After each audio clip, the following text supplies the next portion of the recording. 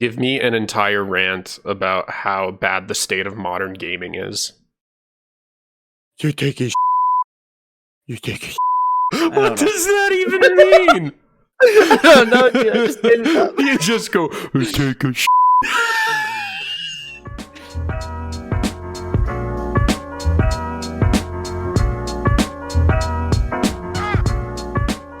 Ladies and gentlemen, welcome back to Caffeine Duck, the gaming and media podcast. My name is Drake McCrae, and alongside me is my host, Gabe Annan. Gabe, how are you doing this morning? I'm doing pretty good, Drake. Started off the morning with some yerba mate, and now I'm moving on to coffee, like all the caffeination I can get. Gonna need it. It's gonna be a long one today, and it's gonna be a heated one. Gonna be controversial, you might even say. But we'll see how it goes. What are you drinking, and what are you drinking it out of? Today, it's going to be the same as the last podcast, is Pete's Coffee out of the Jesus and Coffee mug that I got going on here. Beautiful. Beautiful. Love it. I don't think it could get any better than that. Nah, dude. Just stick with what works, right? And so today, I'm drinking Donut Shop coffee. That's my favorite, is that Keurig Donut Shop brand. Been drinking that for years. But today's mug is very interesting. I have got an OK Corral Tombstone, Arizona coffee mug. So this past weekend, I went on a retreat with some people from my church, and it's down in like southern Arizona near the border, and it was like 30 minutes away from Tombstone. So the guy who was carpooling us, he's an Arizona native, and he goes, "Hey, do you guys just want to take a detour through Tombstone? And if you've never been through Tombstone, look up the movie Tombstone." I know, like, very hard to remember. The movie is the same name as the place, but it's like a tourist attraction, and everybody's dressed up as a cowboy. It's an old cowboy town. I went and I got that sounds like fun. Oh, it was so fun. Like, everybody's dressed up. We were petting horses. We got a bunch of like knickknacks and stuff, like this mug. I got my dad a shot glass that had a belt on it with a gun. So it was kind of neat. And then I got a smoking pipe as well. So it was a cool trip to like kind of walk through history and see this old timey cowboy town. So that's what I did this weekend. Wait, like a smoking pipe? I got this smoking pipe. I've never had a smoking pipe before, but all my friends smoke cigars, and I hate cigars, believe it or not. I absolutely hate them, but I like the taste of tobacco. I feel so called out. You like cigars, huh? Dude, I have a whole humidor full of cigars in my workspace office. So Gross. It's like gross. I can't stand them, but I like smoking and I like tobacco, but for some reason cigars, just whatever's in them, it doesn't sit well with me. It messes me up for a few days. But I decided I wanted to smoke with them, so I've been looking for a smoking pipe, and I got there, and it's got this like burnt wooden design on it. Oof. And so it just like spoke to me, and I decided, you know what, I'm in Tombstone, why not? So now I have a smoking pipe. Gonna have to get some tobacco and give that a shot. As you can guess from the title, today we are going over the top 5 games of all time. Now, that's a bit of a dramatic title because Gabe and I each made a top 5 list of our personal top 5 games of all time. So this is not an objective list. This is not us going over every fine detail of every game and their impact and stuff. These are about the games that we personally love, enjoy, our top 5 games of all time. So, Gabe, are you ready to get into this? How are you feeling about this? So this was a little bit of a not rougher, but like it's tough for me because I come from more of a developer stance, right? But I have to kind of try and forgo all that and say to myself, no, what top 5 games did I feel like I really enjoyed, and why did I enjoy them? And now I might go into a little thing or two here about like what's going on in the background of the game, but to me, it's actually what's also helping the game work. So I have to forego some background content and actually conclude what made me immersed into the game experience. Yeah, it's not easy for me either. I am a very objective thinker, so when I'm going through this list, I'm like, well, like, what is this type of mechanic? How does it work? This didn't really work. Should I knock it down for that? But to kind of pull back from that and say, well, despite those things, this is what makes this game great for Drake.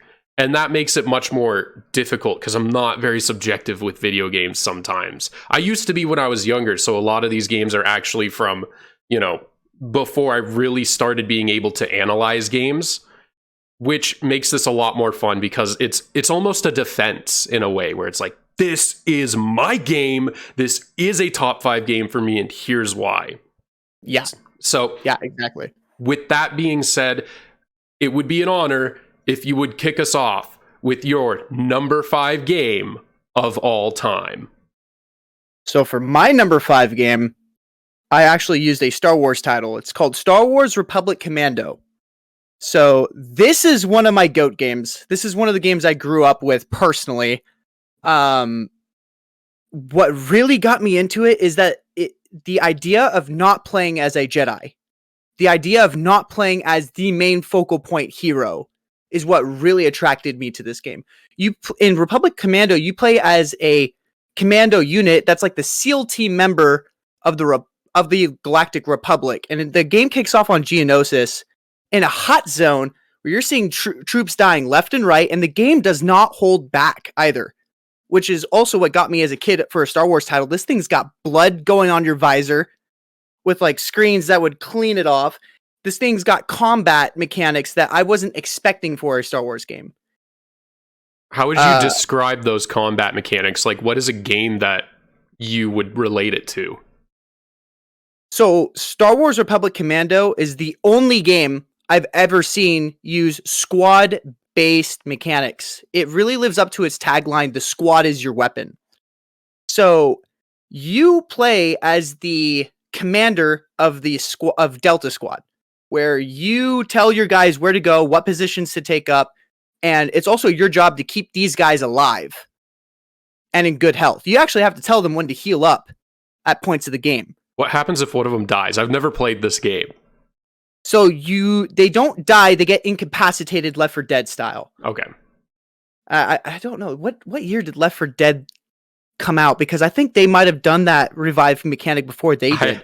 Of all the things, I actually know the answer to that question. Left 4 Dead 2 came out in 2009. I think the original Left 4 Dead was 2007.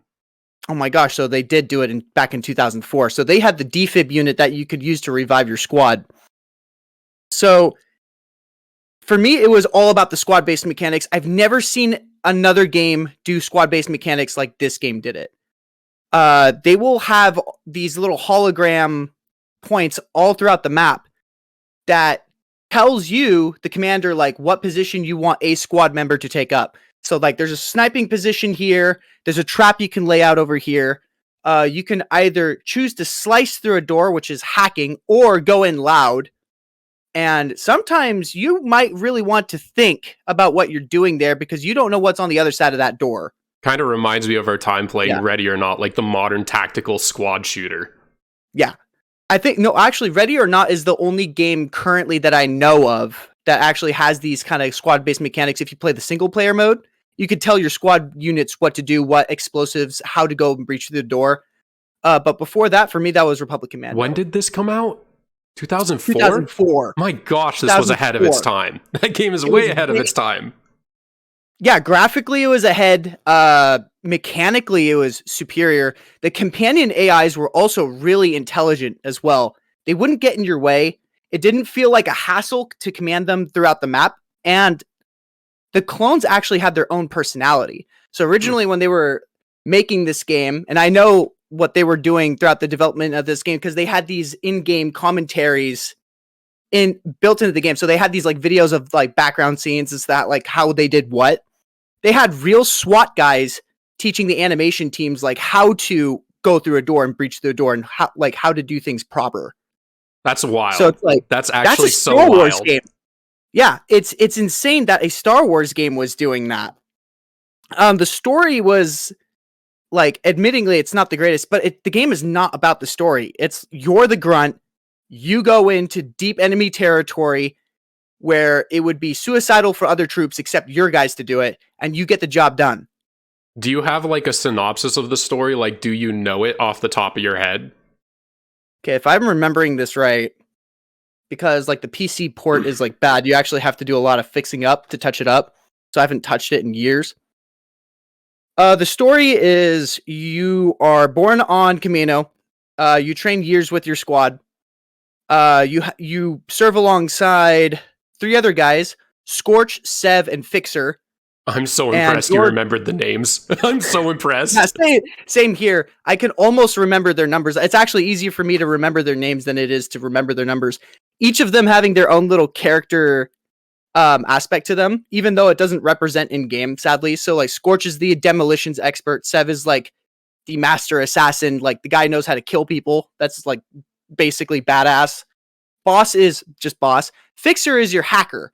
So he's the guy that specialty is to go slice through separatist like computers and hack through things.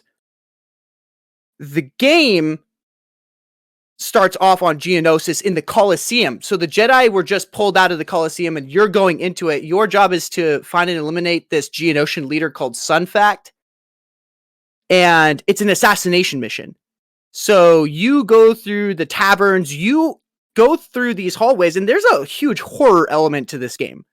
You're going through the Geonosian taverns where they have all their eggs laid out, and you just like flamethrow that eliminate all these Geonosian caverns. You go through a series of events that lead you over to killing this high Geonosian top official.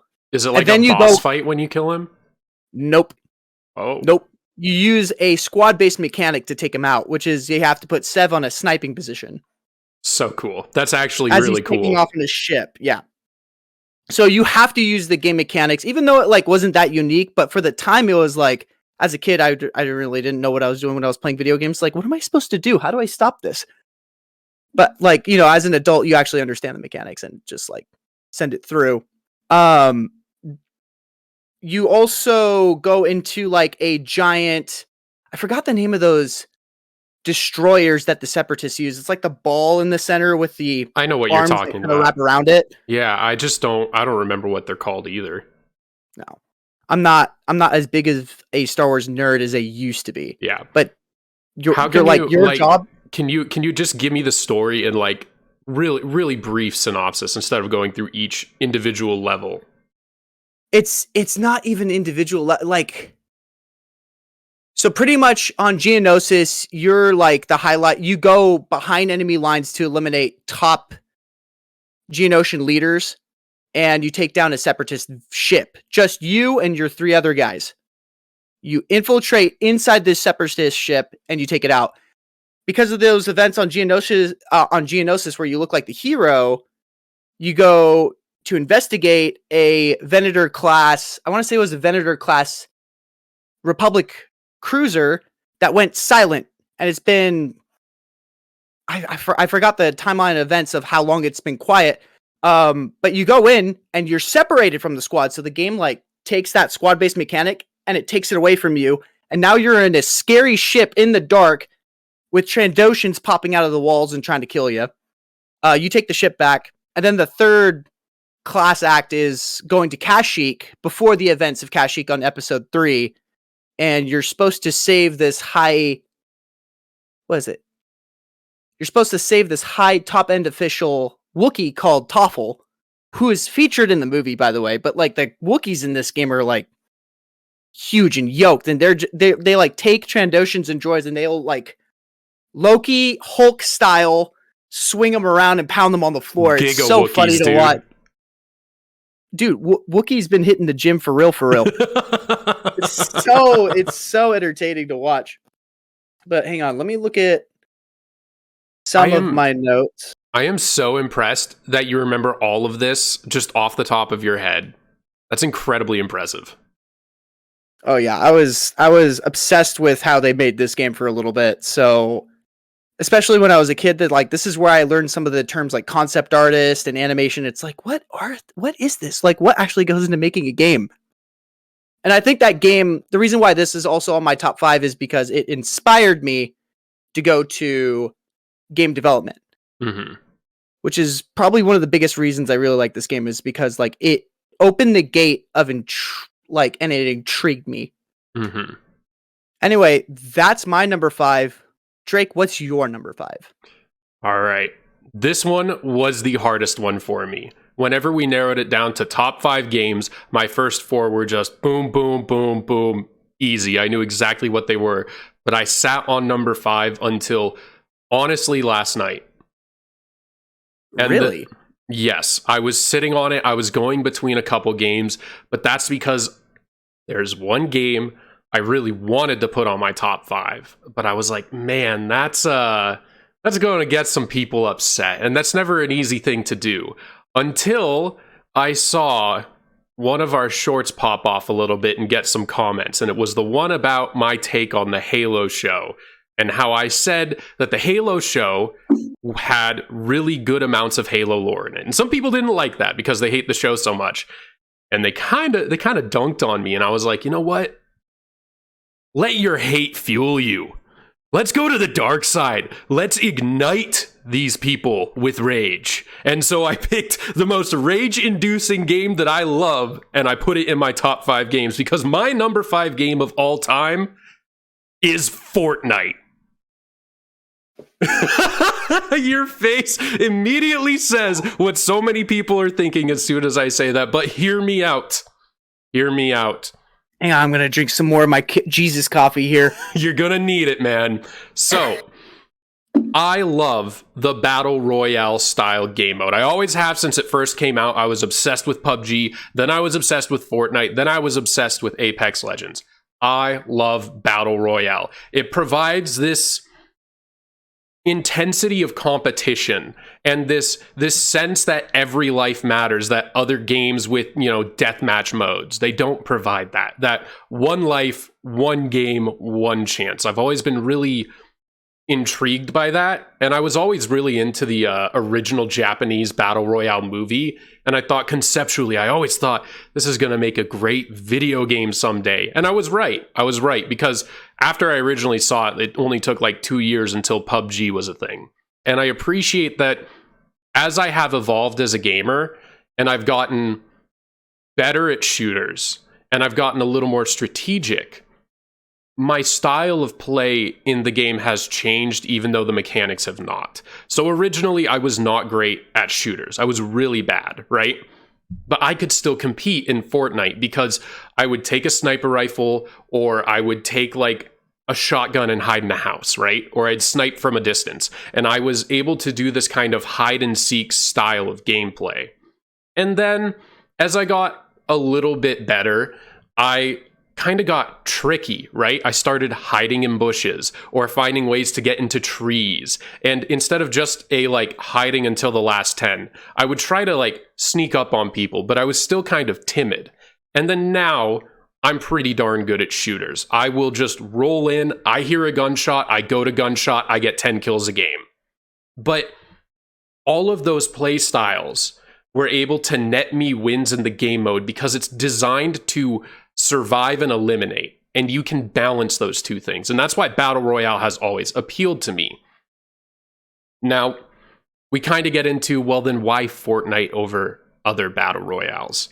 And there's a few reasons for that. The first, just on a pure gameplay level, it has always been, in my opinion, the most polished and balanced for all styles of gameplay. So if you go in solo, if you go in with a squad, if you go in doubles, it doesn't really matter. It's always going to feel well balanced.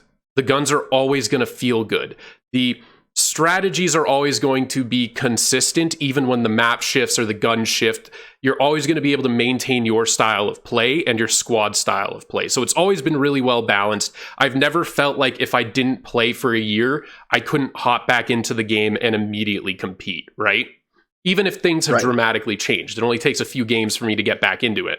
There's also the art and the overall style and the feel to be able to jump in and play as all of these goofy characters and dance around and have this kind of lighthearted style.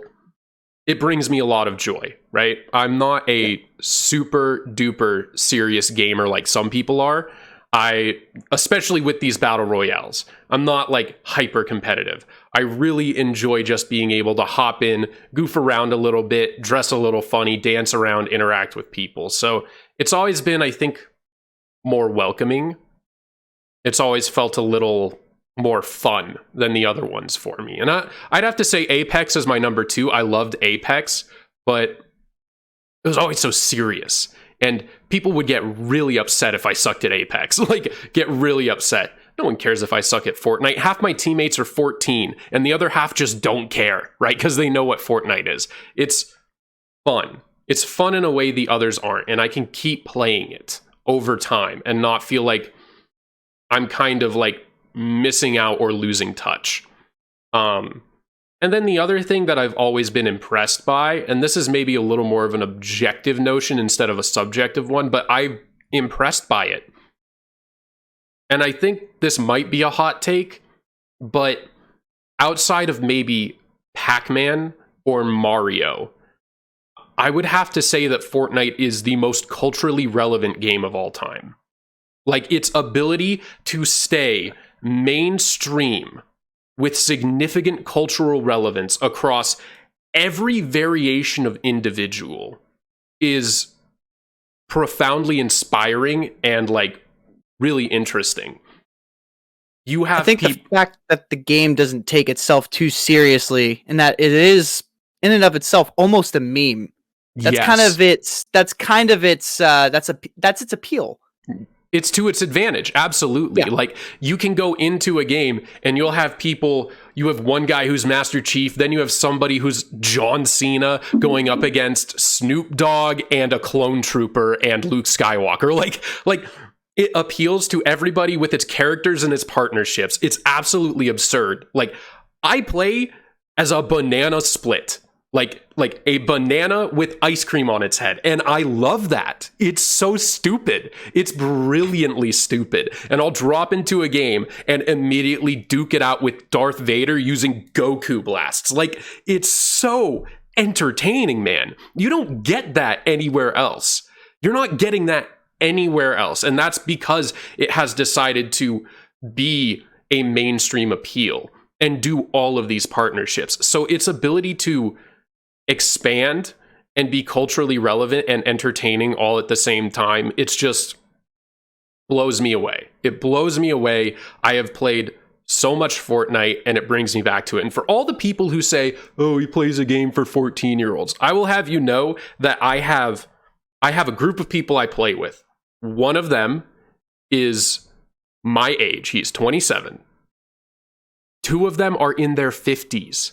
And then we play against a bunch of people who are like anywhere from, 10 or 11 years old to up to 50. It appeals to everybody. That's the beauty of Fortnite. I know people in every demographic who are like, this is just a fun video game. And that is just, I think, a beautiful thing.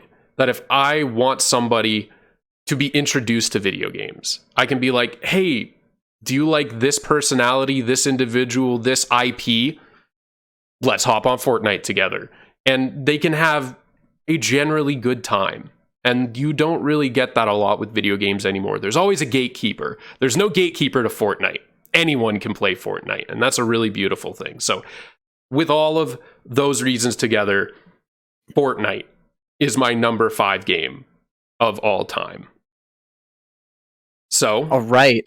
Yeah. With that, Gabe, what is your number 4 game of all time? So this one for me was a no-brainer. It was Alien Isolation. That is my number 4 game of all time. It's based on the old 1979 original Ridley Scott film. And I actually prefer that film over the second movie, over James Cameron's movie. And the reason being is because it was an authentic horror experience that didn't need any paranormal gimmicks to sell it. This is like, it starts off with like the ship that could discover an alien, and it's almost like a realistic situation that could happen if NASA's not careful, right? But why do I like this game the most? The alien AI and its save system is what sells the game. That's what actually makes its mechanics scary. The game doesn't rely on jump scares or paranormal aspects to scare you. The alien in and of itself is a genuinely terrifying entity with an AI that's actually smart enough to hunt you down, and it's guided by a director. So the game keeps a pace. The game knows when it's being too slow, and it knows that, oh, you've been hiding too long. I gotta increase the tension. And the save system is not an authentic save system where you pause and hit save. No, you have to find save points on the map. So there is a harsher penalty for dying, because then you have to go way back and start again. So because of that, like, not only is the alien a genuinely terrifying threat, now you have to worry about, like, okay, it's in the same room. I don't want to get caught. I don't want to mess this up. And if I do mess this up, I have to go all the way back to my previous save. Do you think you could explain what an AI director is, kind of in depth? So an AI director is it's a script that oversees the entire gameplay session. So Left 4 Dead actually made really good. That's a really good example of a game director. If the game detects that there's been nothing going on for the past 5 minutes, it'll send a horde at you with some special infected. Alien Isolation uses the same type of director. What it does is it's identifying the pace of how quickly you're getting your objectives done and how long you've been hiding. So you can't be a coward for too long, because the game will severely punish you for that reason. So if you make the wrong choices with engaging with enemy combatants, because the alien's not the only threat on the ship. You also have AI and human contenders. But the director will tell the AI, if it's been too long, like, hey, he's within this vicinity. It won't tell the alien where you're at exactly, but it will give it an idea as to where you are at,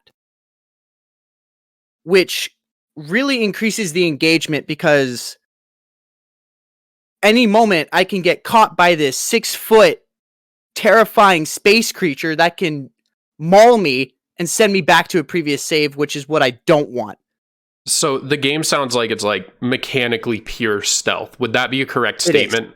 Yes, it is a pure stealth game, and that's another reason why I like it, because it is, that stealth aspect is what sells the first movie. The second movie, it's all run and gun action, right?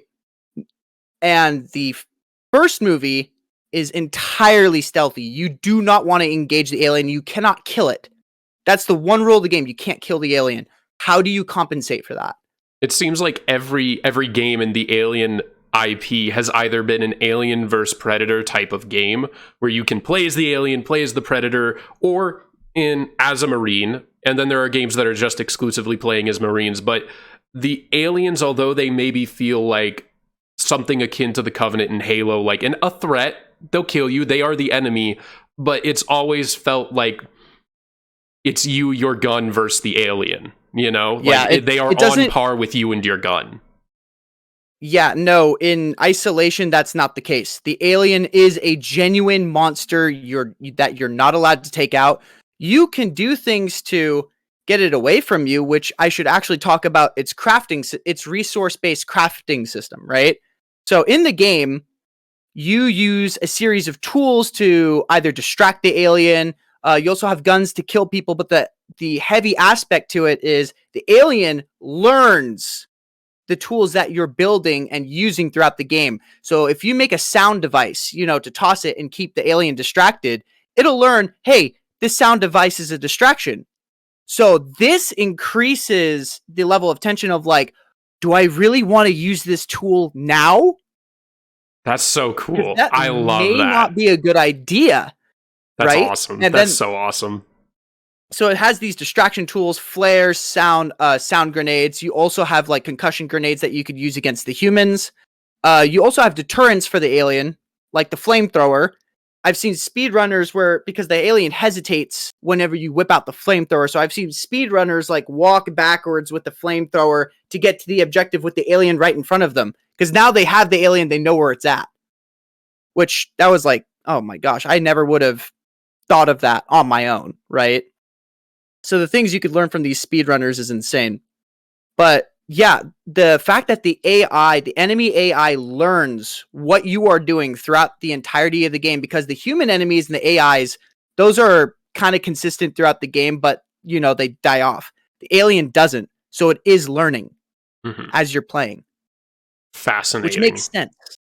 I love the concept of like having to really consider what equipment you're going to use when and how often before this AI figures out exactly what it is and how to counter it. It just adds so much tension to every single action that you take, and that's so important for engagements. I'll get into another game later on my list, but it really has similar mechanics of like, this resource is so limited, I can only use it so much, how and when do I use it? And it's always a back of the mind consideration that keeps you in the game, and it sounds like this game does a very good job of maintaining that constant tension. Right. The story was decent for the game's sake, right? But the gameplay was mostly for me about the game. It was about the horror aspect. Like, I felt terrified to face off against the alien, which later on in the game, and those of you that have played the game know what level I'm talking about. When I got to that part, I was like, no, God, please, no, this is not happening right now. You did not just put me in this situation. If you haven't played Isolation, I highly recommend you play that game. It is one of the best, if not the best horror game in my opinion. And with that being said, I'll pass the mic over to you, Drake. What's your number 4 game? My number 4 game of all time. Certainly less controversial than Fortnite. No, it's my number 4 game of all time is Mass Effect 2. This is the world's greatest companion collection simulator. The game's primary focus is on its companions and the collection of these companions and the relationships you form with these companions. And it does so brilliantly through an action RPG third-person shooter system. The best way to talk about Mass Effect 2 is by focusing on these companions. And each one is incredibly original in my opinion. They're incredibly well written, and they do a really good job of feeling like these larger than life mythological creatures, but as you interact with them, they become so humanized and you become so connected to them. So take, for example, the character of, let's do Jack, right? Jack is this individual who is, when you're first introduced to them, because the game introduces these characters through dossiers, right? Just writings about these characters, and it says, go and collect these characters. And the whole premise is that Commander Shepard is about to embark on this suicide mission, that there's probably no chance that they're coming back, and they need the greatest team possible to save the galaxy from these bug-like creatures called the Collectors who are abducting humans, right?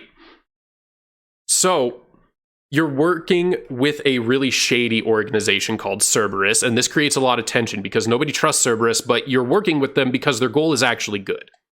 I don't really need to get too deep into it. Everyone kind of knows what Mass Effect is, and if you don't, just go play it. It's the greatest trilogy of all time. Just play Mass Effect. I would put the whole trilogy on here, but I really wanted to focus in on what makes number 2 the best one. And so, the character of Jack, all you know is that this is a biotic, and biotics are like people who can essentially do magic, but it's sci-fi tech magic. You know, that's the best way I could describe it. So they like have force push and they can move crap around with their mind, and they're, you know, essentially force wielders. And Jack is this super biotic, but also a super criminal in a high-tech prison. And you have to go to this prison and go collect Jack. Well, the prison turns on you, tries to take you prisoner because it's kind of a libertarian prison where they're holding people and selling them into essentially slavery, because they hold the worst of the worst, and no one really wants to do that. So you might as well pay a lot of people to do it. So you go collect Jack. They're like, no, sorry, Commander Shepard, like, you're really valuable, so just hop in the cage. And you're like, no, you're all dead now. So you go kill all of the people in the prison as if Commander Shepard's just going to walk into a prison cell, and you go let out Jack.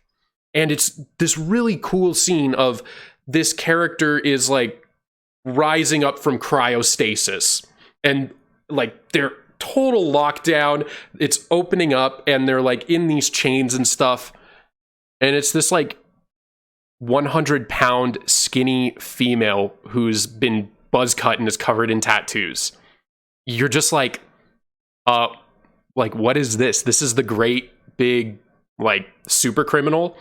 She proceeds to break out and destroy like 3 of the biggest mechs you've ever seen, and just anime levels of power destroy this prison.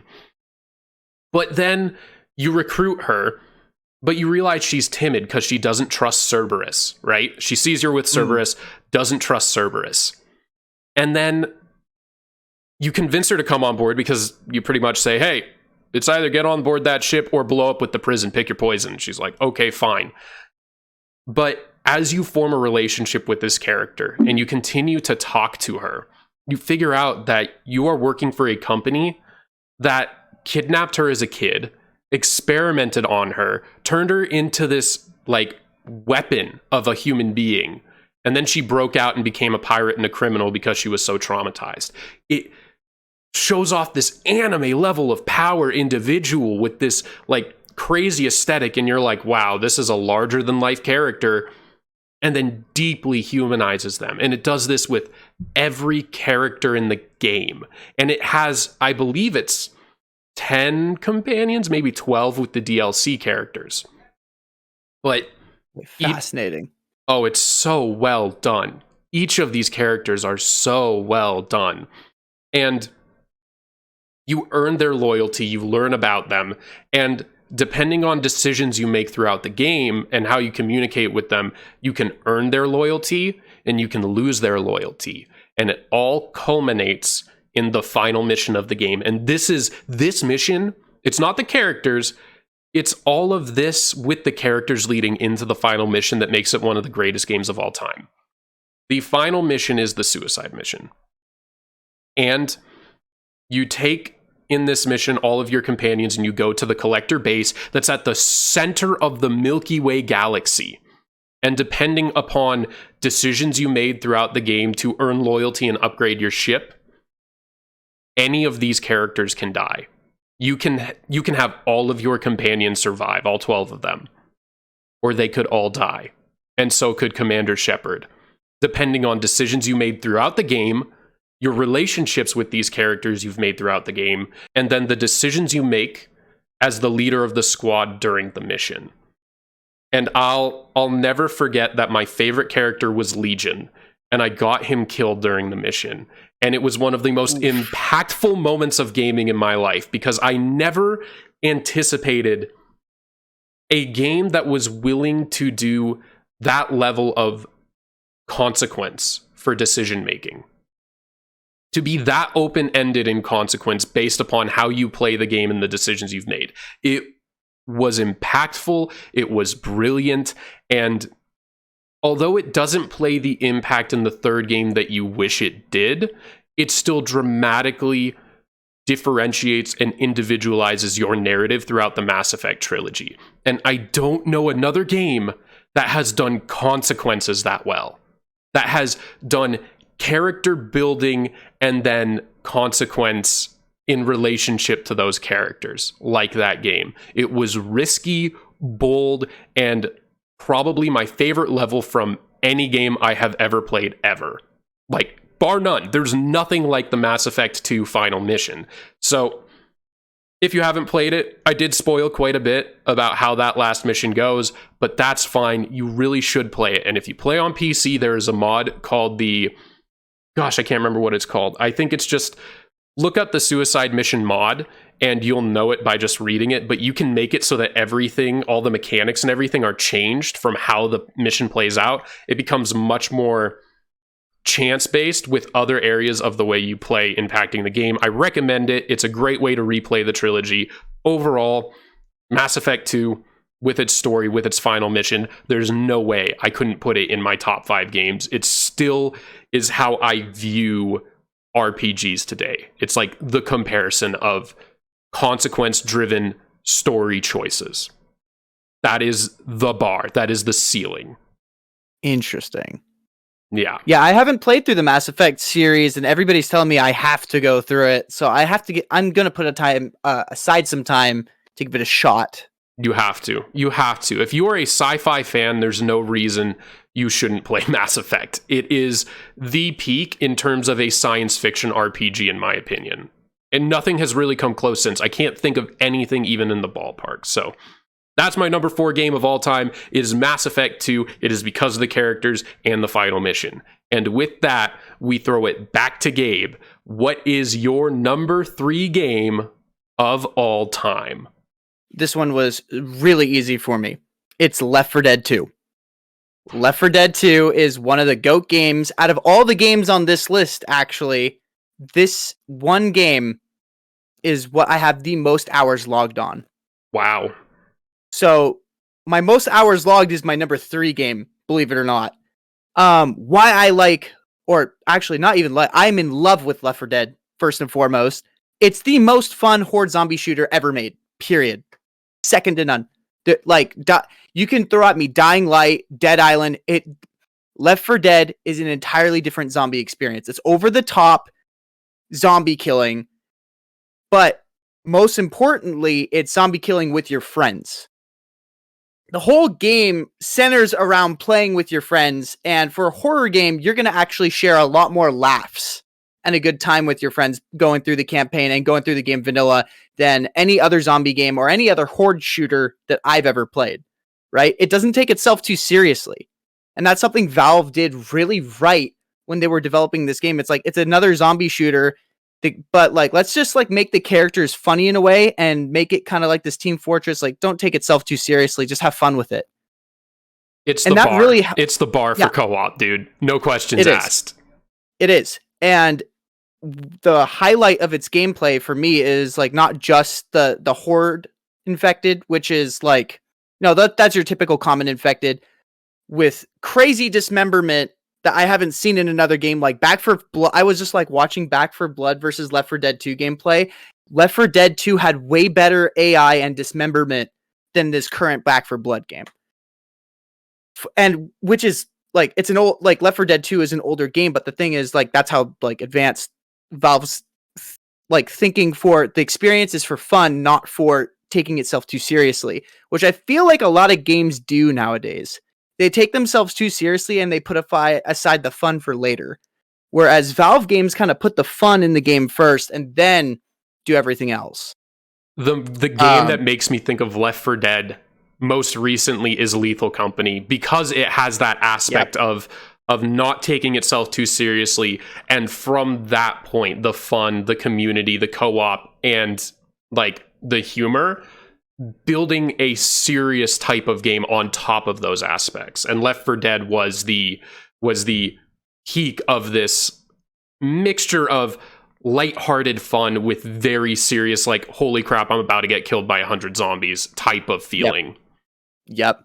And what also sell the game for me was its special infected, right? So it didn't, like, yes, you don't want to stray too far away from the group because these special infected, once they get you, you can't get your way out of it. You can't help yourself. Sure, you can like cut the smoker's tongue in case it catches you, or you can probably get the jockey just before he gets the jump on you. But at the end of the day, if these special infected have you, you have no way out. And it's just a health bar redux from there. So the game does not promote going solo. It definitely promotes you playing with your friends and collaborating as a team. But it doesn't feel forced. It feels natural. Like it's the natural thing to do. I don't feel like I have to collaborate with these people and have it feel like a burden, like saving Captain Keyes from the ship in Halo 1. I hate that mission. I hate protection missions. But this game is kind of all about like working with a team in order to get from A to B. And it's not a forced experience. The simplicity of the objective is like almost the beauty of what makes Left 4 Dead so engaging, because you're not over here, like you said, worrying about protection missions unless you're doing something goofy like the Noam Chomsky achievement. What you're doing is focusing on the challenges in between you and your friends from said point A to point B. You aren't worried about having to turn around and make sure that guy is not attacking the person you're protecting. You're not worried about, am I going to follow this person and lose this person in one of those really garbage Assassin's Creed follow missions, right? Keeping track of an AI. No, all you have to worry about is not dying and moving ahead to the next point in the game. That's it. Yep. And everything else in between there is the concern. And so it really keeps you engaged into the present rather than trying to remember the past objective that was given to you. Yep. And as of late, what really helped sell the game, or helped with its longevity, was its modding community. Which, when Left 4 Dead started introducing mods, the whole game for me changed from there. I was like playing not expansion DLCs, but like expansion maps and chapters that the game otherwise would not have had. I remember playing through this one, and it was a different UFO game that we played. There was like this one campaign where you were on a big spaceship in space and you're fighting off like all these aliens. And I would actually mod the xenomorph in for the common infected, just because like I love the Aliens franchise that much. The fact that I could change the enemies, the weapons, and like some of the modding community details, or like at least their level of details for the assets that they're putting into the game, were like better than what the developers originally intended, which was just like insane to me. Like you can actually build a portfolio off of just making mods for games. Left 4 Dead was the first game I ever modded, and it changed the way I looked at PC gaming.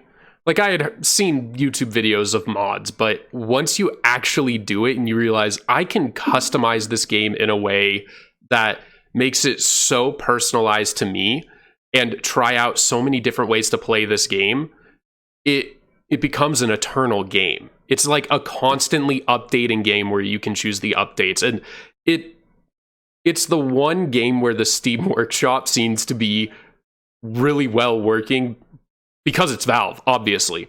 And so all of the mods are on the Steam Workshop, and it just makes it so easy to install, uninstall, get the same mods as your friends. And I just really appreciate that simplicity of modding and then the depth of it. Like how far people are willing to go to create cool mods blows my mind.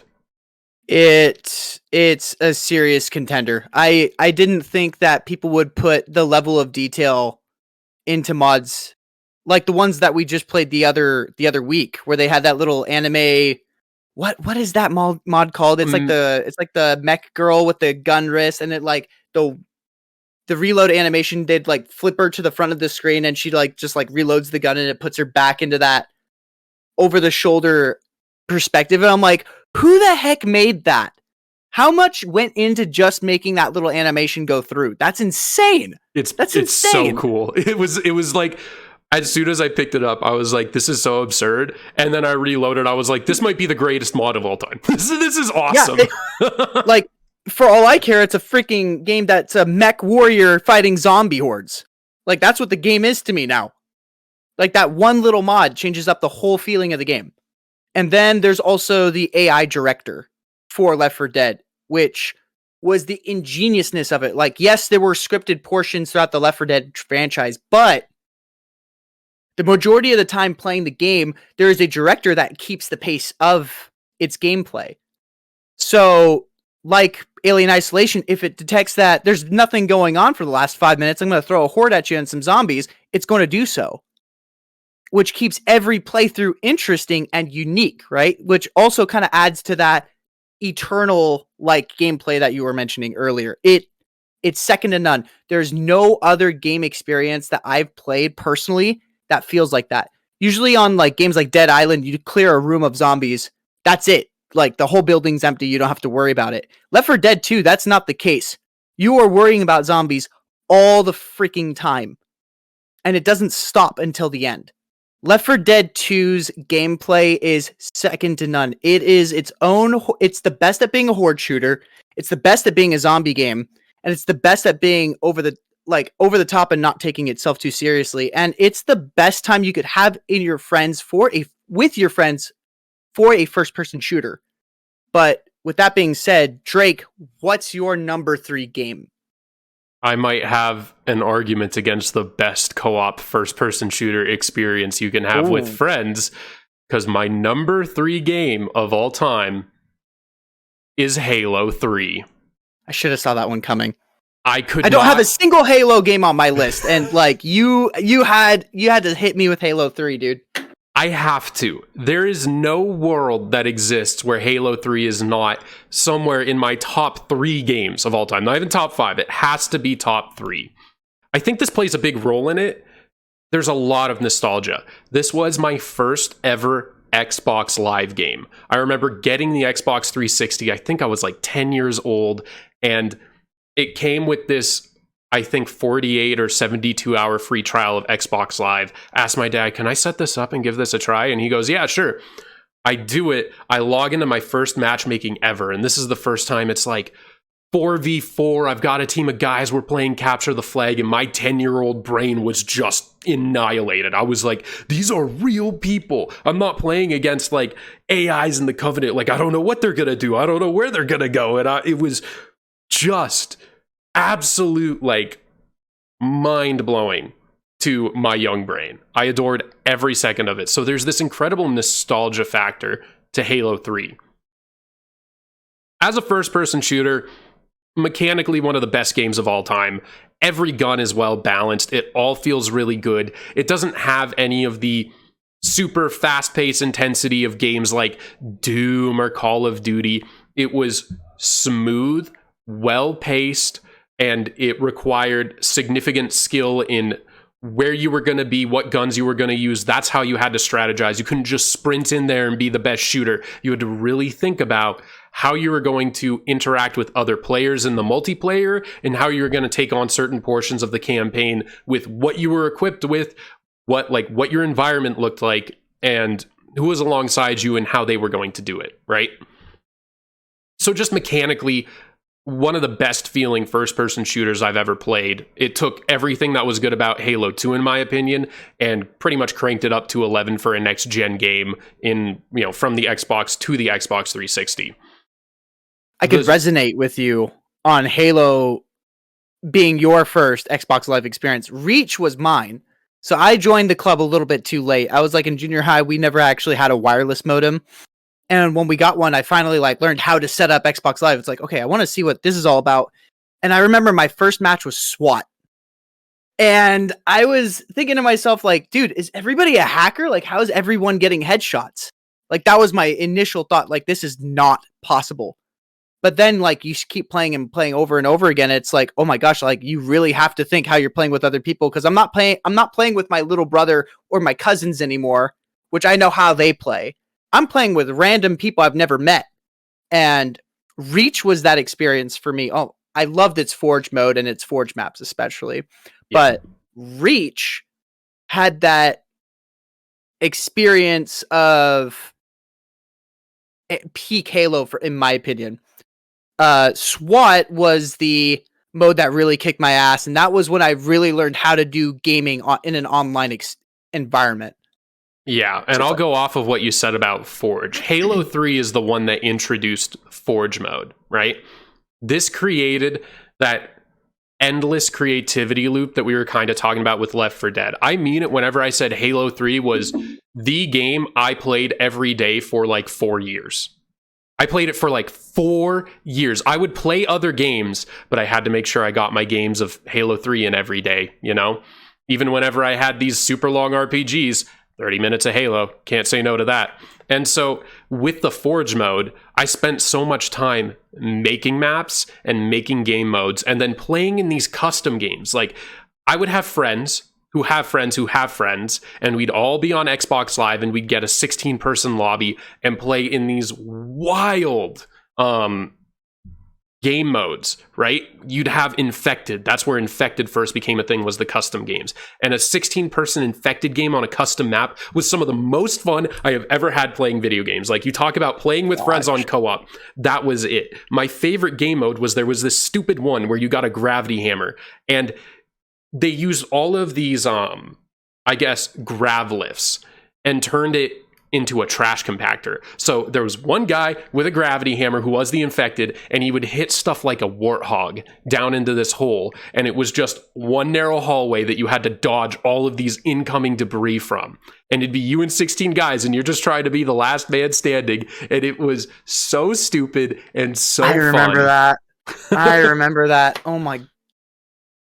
I always died on that one. that was my number one. It's like, dang it, dude, I can never survive these. Yeah. Or games like Duck Hunt, where you would have like a guy with a sniper would be on the other side of a map, and he would just, be shooting people as they go through this little maze, right?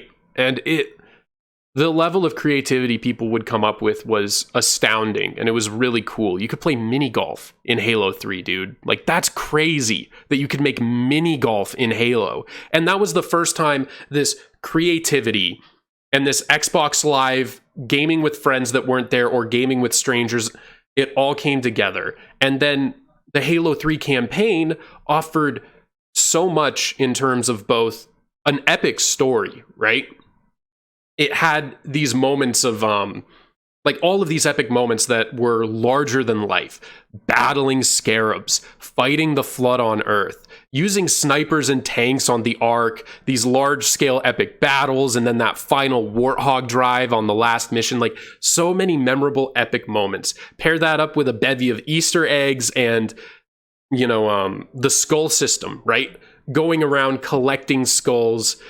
And then the Xbox 360 introduced achievements. So now you're achievement hunting with friends and grinding for those. I mean, it was the full Xbox 360 console experience that we've come to know and love. This was the game that defined what modern gaming was, in my opinion, and all of the aspects that go into creating a modern game.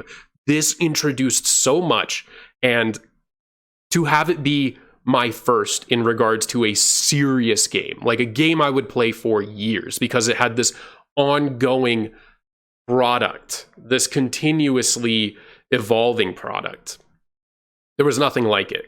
Pair that up with the fact that I have really good stories of playing with friends. I had this friend named Tyler, and every Saturday morning, and I mean every Saturday morning, we were on the same football team. So we would wake up in the morning, we would go play football, and then go home and play Halo 3. I would either go over to his place or we'd play over Xbox Live, and when we played Halo 3 every Saturday morning, and it was some of the most fun. And then, gosh, you could do some really goofy stuff in that game. I loved doing the hiding league gaming thing where you would use like grenade jumps and stuff like that and pretty much get near the out of bounds of a map. So you would go into a game, like a team doubles game, get one kill, and then you and your buddy would go hide on the map and then wait for 15 minutes.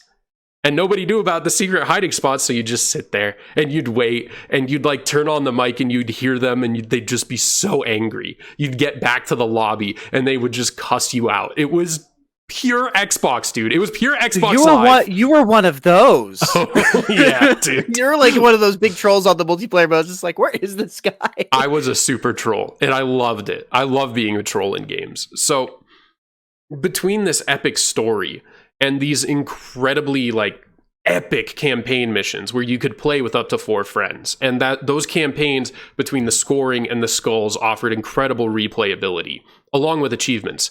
You pair that up with Xbox Live, with the custom games, with the Forge mode, and this game consumed me for years. It was probably the peak of multiplayer gaming in my life. Easily my number 3 game of all time. It was hard not to put it higher, but there are 2 other games which were all around just the greatest experiences of video gaming that I could possibly imagine, and we will get to that in a bit. But I need a refill on coffee, and so Gabe and I are going to take 5 minutes here, and we are going to come back with our top 2 games of all time. All right, welcome back, ladies and gentlemen. We're just going to get right into it with Gabe's number 2 game of all time. So this one is my controversial one, probably for some people. My number 2 game is BioShock Infinite. BioShock Infinite is the most cinematic experience I've ever had playing a video game in my life. Period. Second to none. I love the first game, but the first game was very gamey. It felt very early 2000s, and this Infinite was just a totally different animal. It actually had a full movie-like narrative, and it touched up on subjects and themes that I didn't think video games should or could touch up on. That's what made the world so immersing to me. For me, where the game woke me up was the raffle. And that's when I realized, oh no, this isn't just a standard game. This is something totally else. And those of you that know what the raffle was are probably had their eyes shoot open when they unveiled that curtain. That's when the whole narrative and tension and setting for this game really stood out to me. And I knew I was not playing your normal video game. I was playing an experience. I know that we're trying to like avoid most spoilers, but this sounds pretty essential. So why don't you just walk us through what the raffle is? And if you don't want to hear it, I don't know, leave the video. So this is so BioShock Infinite touches up on some pretty touchy subjects.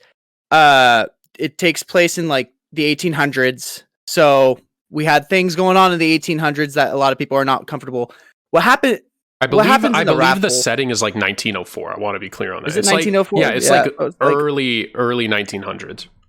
I might be thinking about the first game. I'm not sure. No, it like takes place like 1904. Yeah. Anyways, doesn't matter. Doesn't matter. So you play as Booker DeWitt. You enter the flying city of Columbia, which is a city that went missing somehow. Due to this like new this new floating technology where we could levitate cities off the ground. Actually, I'm so sorry to interrupt you. I know the lore from this because I was studying it because I think it's so cool. I know why. So what happens is this technology is created and they create this floating city called Columbia, and it's supposed to be this beacon of Americanism after the Civil War, right? But yep.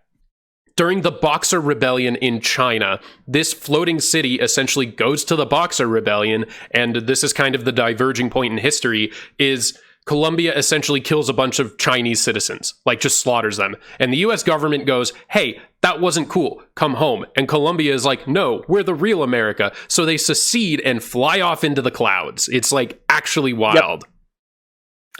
Yeah, it's an insane story. Like we are the true America.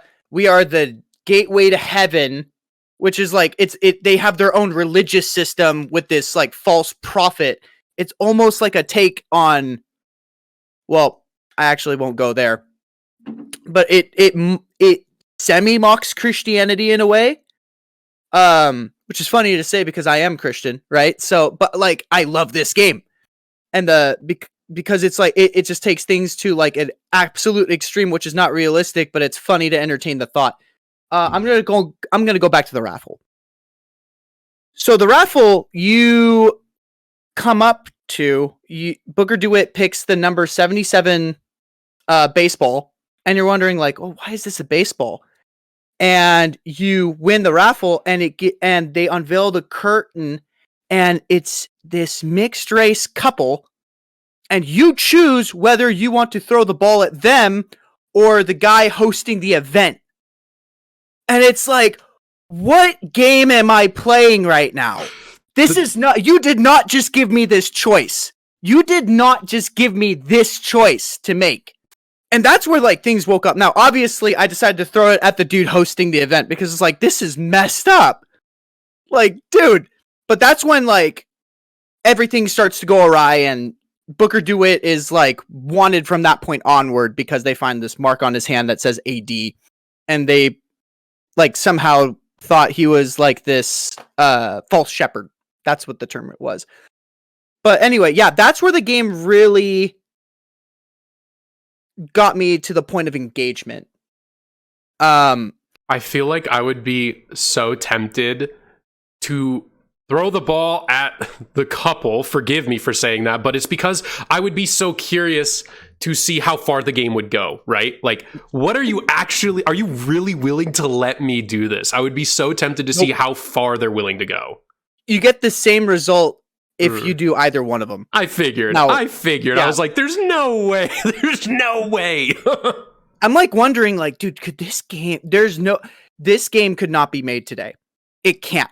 There's no way people would accept it. I don't think so.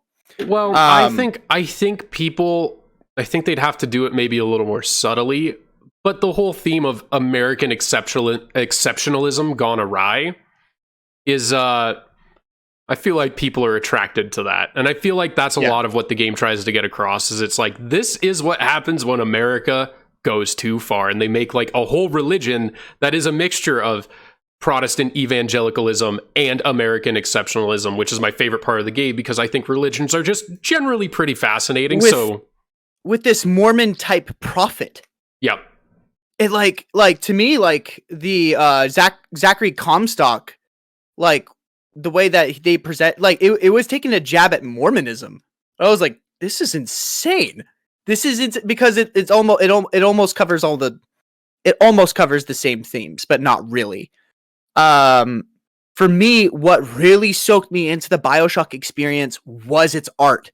It's the only game where the art truly sucks me in. So for those of you that don't know, the building architecture is based off 20th century neoclassical architecture, which you can explore that through and through with like different types of fabrics, woods, color usage, and the game takes advantage of all of that. It is a cotton candy wonderland looking world, which like goes to like, which tries to go to show that like, this is American exceptionalism. We're the best. This is the new gateway to heaven-esque environment. The game also explores, actually promotes exploring its level design. Now, it's not a completely open world game, but Infinite is not the kind of game where you need it to be. They have these sky rail systems that you can use to go between the different floating buildings all throughout the map, which is fascinating to me because you can explore different like industrial complexes, duplexes that each tell their own story in a way through the art form. Now, like sometimes they'll have a little bit of a narrative as to what goes on inside these buildings. Sometimes they don't. Like you go to a shoe store, you already know what this does. You go to, oh gosh, they have this like, I forgot what the name of this club was, but it's basically like Ku Klux Klan in blue building that you go in to explore, and it has some like demented features like crows landing everywhere, disgusting dining room tables that are just filled with this rotting food, and you're just wondering to yourself like, what role do these guys play in Colombia? Like, how is this even a thing? Sadly for Colombia, the whole city falls apart within the inside later on in the campaign, that it turns into like another form of rebellion of Irishmen and African Americans. I forgot what their group was called. They teamed together to take down the system that Colombia is. What a wild pairing. What an absolutely wild pairing. Yeah, like it's still going on the fact that Irishmen are not human beings. Does it explain why? Like, do you know why they think that about Irishmen? I don't quite remember. I don't. So, I'm really trying to remember like what their rebel group was called. Does it have to do with? I know that Irish, whenever they started coming to America, many of them were Catholic. And so, like, anti-Catholicism in America was a big deal. Now, the African-American thing makes sense. This is post-Civil War, and I know that in their American religion, they worship John Wilkes Booth, who assassinated Abraham Lincoln, which is wild. Yep. That is so wild. And so it makes sense. This is kind of the remnants of the Confederacy ideologically, that they're like, okay, subjugate African-Americans. But it's fascinating to me that BioShock Infinite they've thrown Irishmen in there, and I would have to do more research, but if I had to guess off the top of my head, it would have to do with the Catholicism of the Irish. Right. I think BioShock's strongest point, though, is its character development. Its characters in and of themselves are all of them, every single one of them to me are interesting. It's the only game that does that for me. There's not a single character in that game that I'm too annoyed with other than Zachary Comstock, because like he did semi feel shallow. I won't lie. But then then you find out that plot twist at the end as to like who Comstock really is, and it was like, this is so different. The character of Booker DeWitt is fascinating to me. His background with the Pinkertons investigation crew, which the Pinkertons are a story in and of themselves, if you know what they're all about. It's their main focus was to kind of like investigate what was it? If I'm right, their main purpose was to investigate the union workers and make sure that they don't get too out of line or else. And that was Booker DeWitt's background, and he couldn't live with himself, so he had this choice like to be baptized or not. And the baptism was not legitimate because like he wants to forgive himself. He's not seeking righteousness for the sake of seeking righteousness. He's like doing it as a form of self-forgiveness. So for him not to take it was apparently the good choice. To me, the highlight of BioShock's characters is Elizabeth. So the Elizabeth companion AI is one of the most interesting uses of a companion AI I've ever seen. Elizabeth is not the typical damsel in distress AI that you would think, where you'd have to be protecting her throughout the whole campaign. One, she doesn't die. You can't kill her. Two, she takes cover in combat situations, so she's not combat oriented. Can't use it like Republic Commando uses their companion AI, where you tell her to go left, right, do the sniping position. No, she doesn't do any of that. What she does do is resource gather. So let's say I'm in a combat pinch and I am running out of ammo. She will go out and find ammo throughout the map or in the combat area that you're in, and she'll throw it at you. And she also does the same thing with in-game currency. So if she finds like coins and whatnot, the AI will toss it to you. So here, take this. Okay, thank you. And she also has a more unique combat mechanic that's not run and gun. She opens these things called tears, which are like these interdimensional tears throughout the map that have different assets within the scene that you can open up to help you in a combat scenario or on your venture. So in some cases, like you can open up this tear that has cover that you can take in order to progress forward and take out enemies in certain directions. You have tears that can open up some of these cranes that you can use to magnetize to and get to higher ground. Some of these tears have supplies in it, so if you open up a tear with like barrels full of ammo or food, you can heal yourself, you could restock, and you tell Elizabeth which tears to open. So Elizabeth in and of herself is kind of like a unique companion AI, that the fact that she's not completely useless. No, she actually is being used in the gameplay. And she's the focal point of the story too, with her, because of her abilities. So what's even crazier to me is that BioShock Infinite never saw its full vision from Ken Levine. It is not a finished product. The game is actually not finished versus the advertisements that they were showing because of budget restraints and time mismanagement. So what got cut? A lot. Do you know any specific things? The game was not as adventurous as it advertised.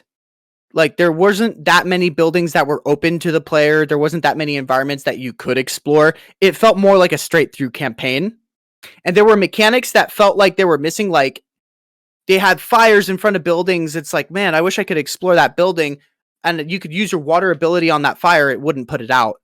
So it's like, there was things that were clearly cut throughout the game because of like maybe time mismanagement, budget restraints. I don't know. All I know is that Ken Levine's world is rich enough for me to explore the entirety of the campaign and be my number 2 game. But I'll pass the mic over to you. Drake, what's your number 2 game? Number 2.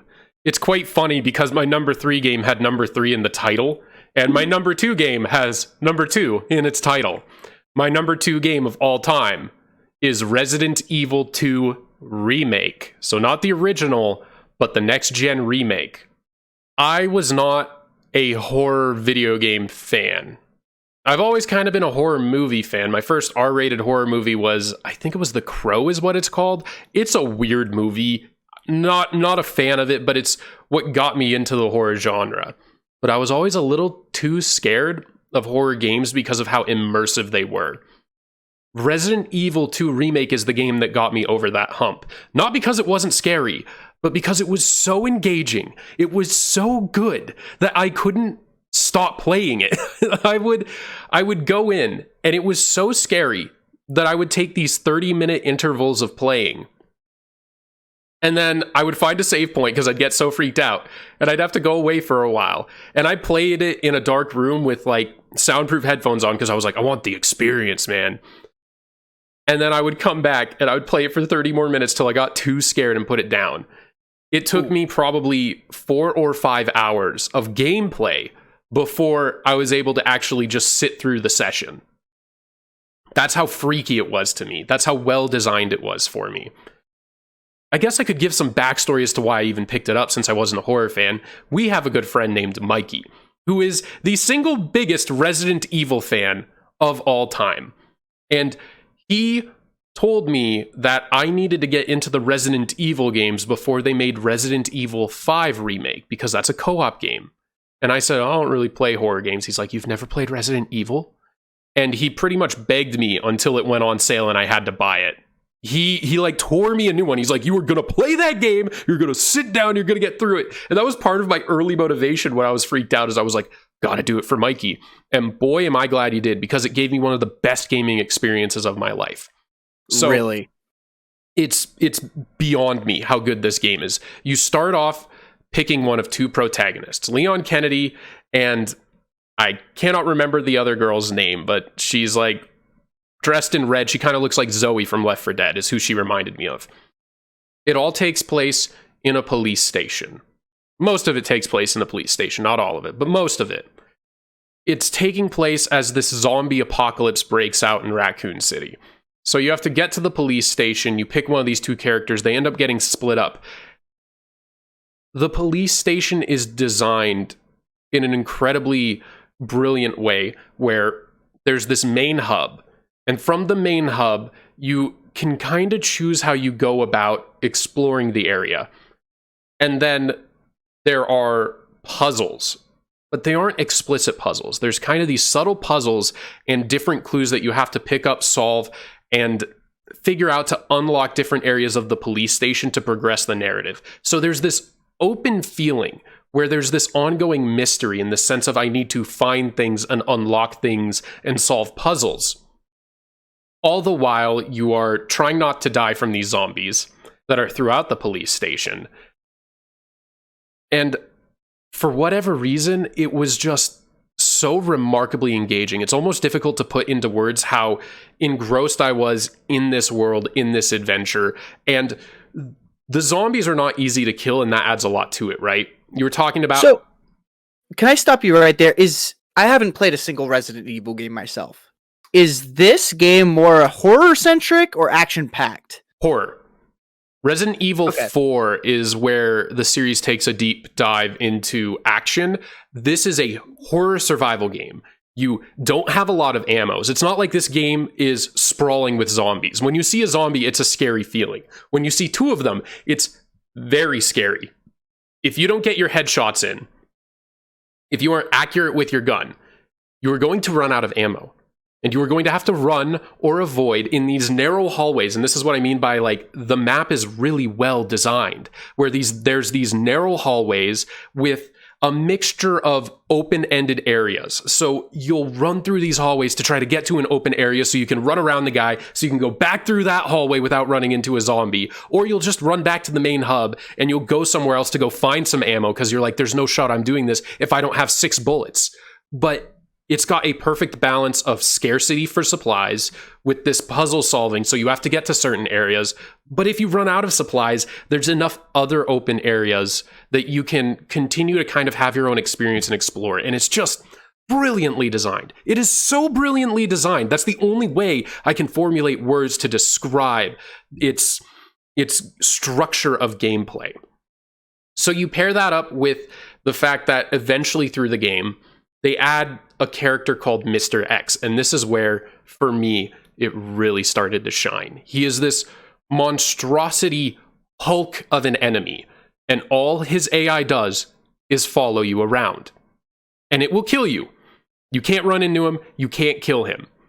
So he's chasing you all around the map while you're trying to solve these puzzles, while you're trying to unlock areas, right? Now, so it makes it difficult to solve puzzles. And the sound design is so good because his stomps are so terrifying, and you can hear him from other rooms, and you can tell when he's in your room or in a different room. And the way the AI works is that there's a certain vicinity he must be into your character. When you exit that vicinity, his AI, I believe this is how it works. I'm very confident this is how it works. Will teleport somewhere randomly in your vicinity and then try to find you based on the sounds you're making. And so there'll be moments where I was like, oh, thank goodness I lost him. Like, I just ran to another room and I was like, thank goodness. And within 90 seconds, he bursts in a door I never expected. He's truly this, like, and he's big and hulking and he kicks indoors. I'll never forget where I thought I ran away from him. And he gets the jump on you still? Oh, dude, so bad. So bad. There was one time I ran into a room and it was like full of filing cabinets and really narrow filing cabinet hallways. And I'm just chilling. I'm looking through stuff. I think I've got this puzzle figured out. And then I just turn around because I'm like, oh, I can hear him coming. And I turn from one hallway into the middle hallway and he's taking up the entirety of the hallway, charging down at me. And I'll never forget how badly I just flipped. I was like, nope, no, I'm out, bro. I'm out. And so he really provokes this sense of like, I'm in constant danger. Pair that up with the zombies and the limited supplies, and you've got one heck of a horror experience, man. You really do. It from start to finish is really good. Now, there is a DLC that I think was essential to my experience, because I bought the collector's edition, and it came with something called the Noir outfit. So you put it on your character because you can change your character's outfit, but this one specific outfit turned on a black and white filter for the game. So when I went through it a second time, I turned on the Noir filter and played the other protagonist. And it added such a level of fear to the game that by the end of the first playthrough, I was used to the game. And then when you turned it to black and white, it became so much scarier. It was horrifying again. And so I got this double playthrough experience where it was unique both times. And there was the scariest moment of the game for me was that there was this statue I had to bring a staff to. Like, you have to bring this like gem staff to a statue and put it in the statue, and I put it in. And as soon as I put it in, I heard this like weird sound, like the slimy sound. And I turned around, and the ugliest, scariest monster I ever saw in my life had landed right behind me and screamed in my face, and I screamed like a little girl. It's the only game that ever made me scream like a like total freak out. And that Noir mode provided me with a unique experience in the same game with a different protagonist. So it was almost like getting two games in one. So I think that was really essential into how this became, until this next game on my list, my favorite game of all time. And I can't really put it into words because for all the things I can say about it as a video game, it's an experience, right? And that's the thing about horror. And you were describing it in Alien Isolation. Horror is an experience. When horror gets itself right, it's supposed to have you feel this catharsis for overcoming something that seemed impossible to overcome, that evoked true fear, yet you overcome it. That's the uniqueness of the video game horror, is that I faced this, I overcame this, and I succeeded and won, even despite my fear. It evokes that catharsis of courage, is what I'll call it. This is the game that did that for me. And it did it in such a powerful way that I was like, I don't think I'll ever play a game in the horror genre that peaks quite like this. You have me interested in Alien Isolation, I may have to check it out, but my gosh, this was the first time I'd played a survival horror game and said, this is what horror is all about. It made me a horror fan. It makes me defend the horror genre as a whole from people who are turned off by it. I'm like, you just haven't had that horror experience. That thing that makes you say horror can be art.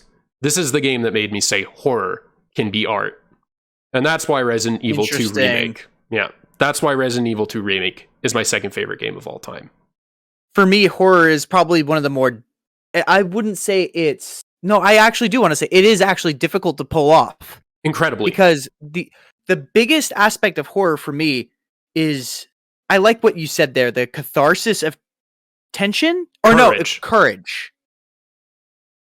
Like forcing you to be courageous and do the things you wouldn't ordinarily do. And that's hard to replicate in a video game because there are no real stakes in it, right? Like you're playing a game.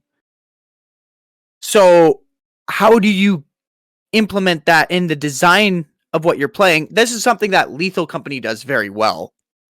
You got to meet that quota. All of your buddies are dead, but I got to go back inside, and it's like almost midnight. But I still have to get resources because we're on our last day. So I'm gonna go in and be scared out the wazoo to do what I need to do. That's hard to. That's hard to do. Incredibly, and Resident Evil 2 Remake does a wonderful job of, despite the fact that it's a narrative, using its atmosphere. That's the word I'll use. It has an atmosphere. It's between its sound design and its graphics and just its lighting especially. Creates an atmosphere of constant fear. So even if there's no zombies in a room, even if you don't really, like, there's nothing between you and the objective, there's this constant sense of, I don't know what's around the corner.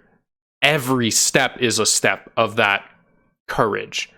And therefore, everything you do in the game, every time I got back after 30 minutes of being in that haunted house and I get back to the save point and I've accomplished something, there's that catharsis. I'm like, I did it. I made it 30 minutes in that stupid haunted house or that police station. Is it a save based system as well? Save points. Like you have points. Save points. Okay, yeah. That is a great way to make horror games. Yeah, I gotta get back to the save point. Gotta get back. Yeah, nobody wants to go back. No. Nobody wants to go back.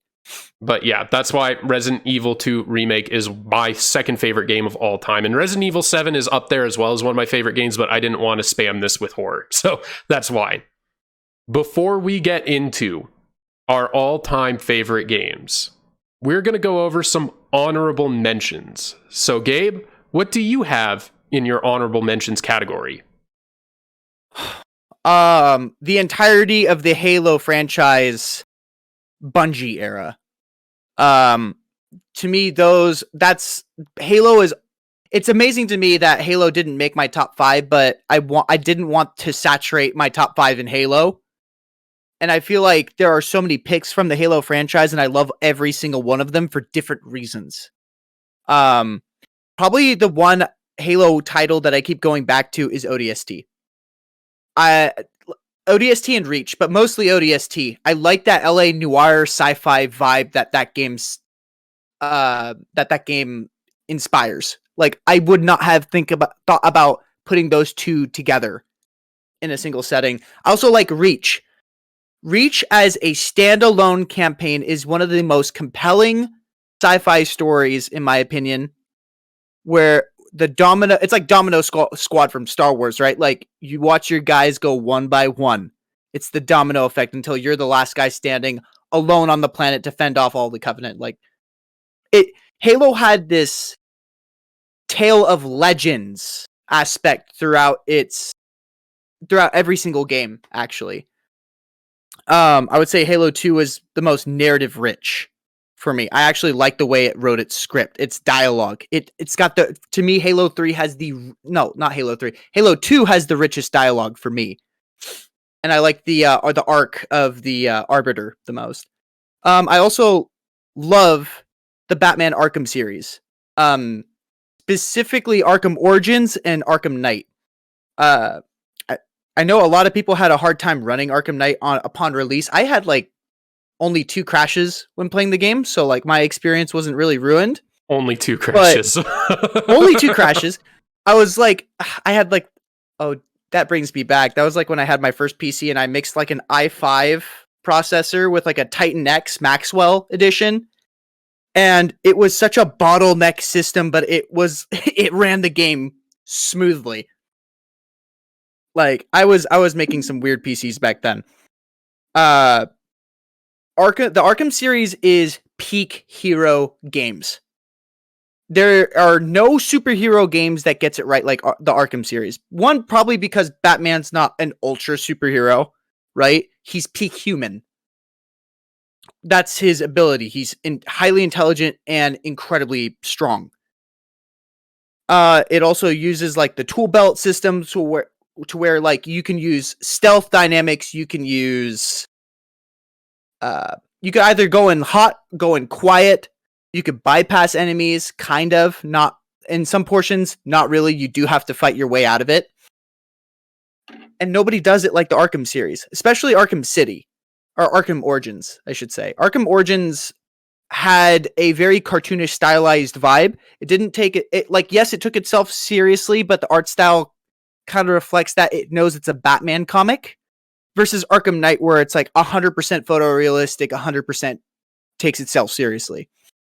For me, Arkham Knight is like one of the most visually engaging games I've ever played. Like, I don't think I've played other games where it made comic books look like that. Those are like the two franchises that I had as honorable mentions. My honorable mentions, I didn't make a list. I actually forgot about the honorable mentions, but I could go right off the top of my head on a few games. I mean, the first one... Neither did I. I literally pulled it out of my head. Good job. I have to give credit to Battlefront 2, the original Star Wars Battlefront 2. That is one of the greatest games ever made. It absolutely defined the class-based shooter. There's nothing in terms of Star Wars, like, okay, maybe the newer Battlefront 2 with all its updates does a pretty good job, but nothing really compares to how peak that was in terms of engaging me in the Star Wars battles.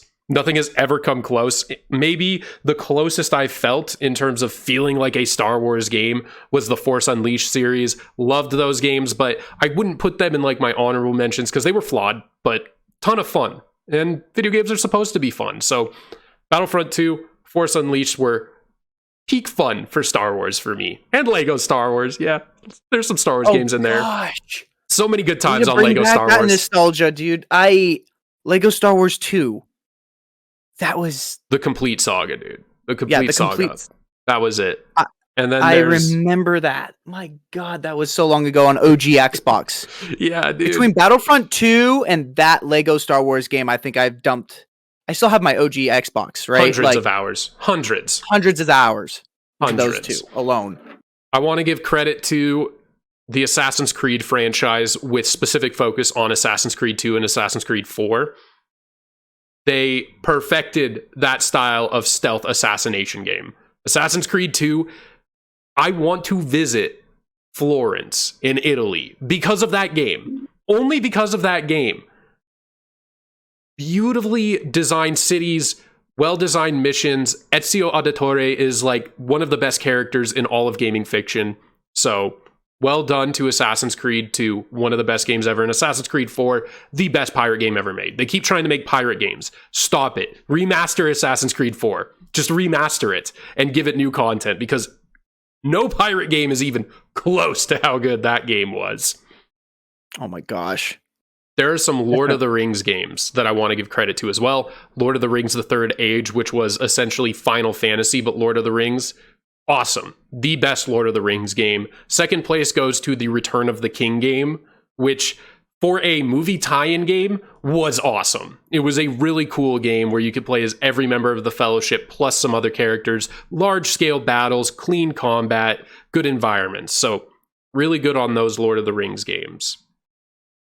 Halo Reach, for sure. Of all the Halo games, that's the one I've poured the most time into besides Halo 3. So if I'm going to give a shout out to another Halo game, it will be Halo Reach. Madden 2006, the game that Madden will always try to live up to as a football fan, wearing my Cardinals jersey. Got Golden Tate Seahawks behind me, the weirdest combo of fandom. But rivals, but I like both teams. Suck it up. I am who I am. But Madden will never be as good as Madden 06 was, and the NCAA football 06 games. Gosh, we're in 2024 and 2006 is still the best one. Now, mind you, I'm not a Madden guy, right? Madden sucks. Madden is the single most disappointing gaming franchise of all time. It has gone downhill for almost 20 years, dude. It has degraded for almost 20 years. When it got to Xbox One originally, like with Madden 15, it was like, oh, maybe we can do this next gen thing. And then it just sucked again. Like they've never gotten close to that peak again. So Madden. No, okay, to their credit, most next gen games are not living up to par. Yeah, that you can say that again. You can say that again. And then, man, what other games? That's just right off the top of my head. Oh, the Fallout 3, Fallout New Vegas, Fallout 4. I mean, the Fallout games, I know some people have their complaints about Fallout 4, and 76 was a disaster. I loved Fallout 4 for what it was. Fallout 3 and Fallout New Vegas were peak. Those are some of my favorite games. Poured countless hours into them. And you know what I'm not putting on this list? And I want to be very clear about this. You know what isn't an honorable mention? It's only worth honorably mentioning because everyone thinks it's a GOAT game and it is a mediocre game. Skyrim. It's not that good. It's not that good. It's not that good. The world is not that good. The quests, the only good quest, you have to go out into the world and find them. Okay, the main story is not that good. The lore is not that. I don't like Skyrim. I don't like Skyrim. You just reminded me something. To be honest, I'm not a big fan of open world games, and everybody says Skyrim's the GOAT, and I've tried playing Skyrim, and all I remember, because I don't force myself to play a game, dude. If I'm not interested, I'm not going to do it. Of course. My time is precious. I was very much an outdoors kid when I was growing up. So it's like, if I feel like I could have a better time going out and longboarding and bombing hills, I'm going to do that instead. When I was playing through Skyrim the first time, I remember feeling so bored. And that's the problem to me that open world games have is that I'm incredibly bored. And I don't want to keep going through this. I'm not going to force myself to play your game. I just uninstalled Horizon. Because even though it's a graphically beautiful game, like, okay, dude, like, this is too big for me. I'm not going to finish this. Yeah. I'm not going to force myself to finish games. Skyrim's one of them. I don't understand what all the hype for it is about. Maybe it's just a me thing. I don't know. It's the Dungeons and Dragons crew. It's like the closest you're going to get to Dungeons and Dragons in a video game. But anyways. Fantasy games in general, I've noticed anything related to fantasy, like there are diehard fantasy guys that will play anything fantasy and they just... Lord of the Rings fans. Don't let it go. I'm one of them, but we just have never gotten over that Lord of the Rings trilogy hype that just defined a generation. Anyways, this isn't about bashing Skyrim. That's not what this podcast episode is. The last shout out I'll give is because you reminded me when you said open world. Far Cry 3, Far Cry 4, Far Cry 5, all excellent games. Far Cry 3 the best, but Far Cry 5, I love anything to do with a good cult. So I was a big fan. So we are running long here. This is going way longer than I expected. Great job, Gabe. You're doing wonderful. Is it too late to mention that Borderlands 2 should also make my list? No, you can bring that up. So Borderlands 2. I'm not a Borderlands guy, but my dad was obsessed with that, and I know you love it. Borderlands 2, because I was bashing on open world games earlier. Borderlands 2 is like one of those games that I felt entertained the entire playthrough, all the way through it.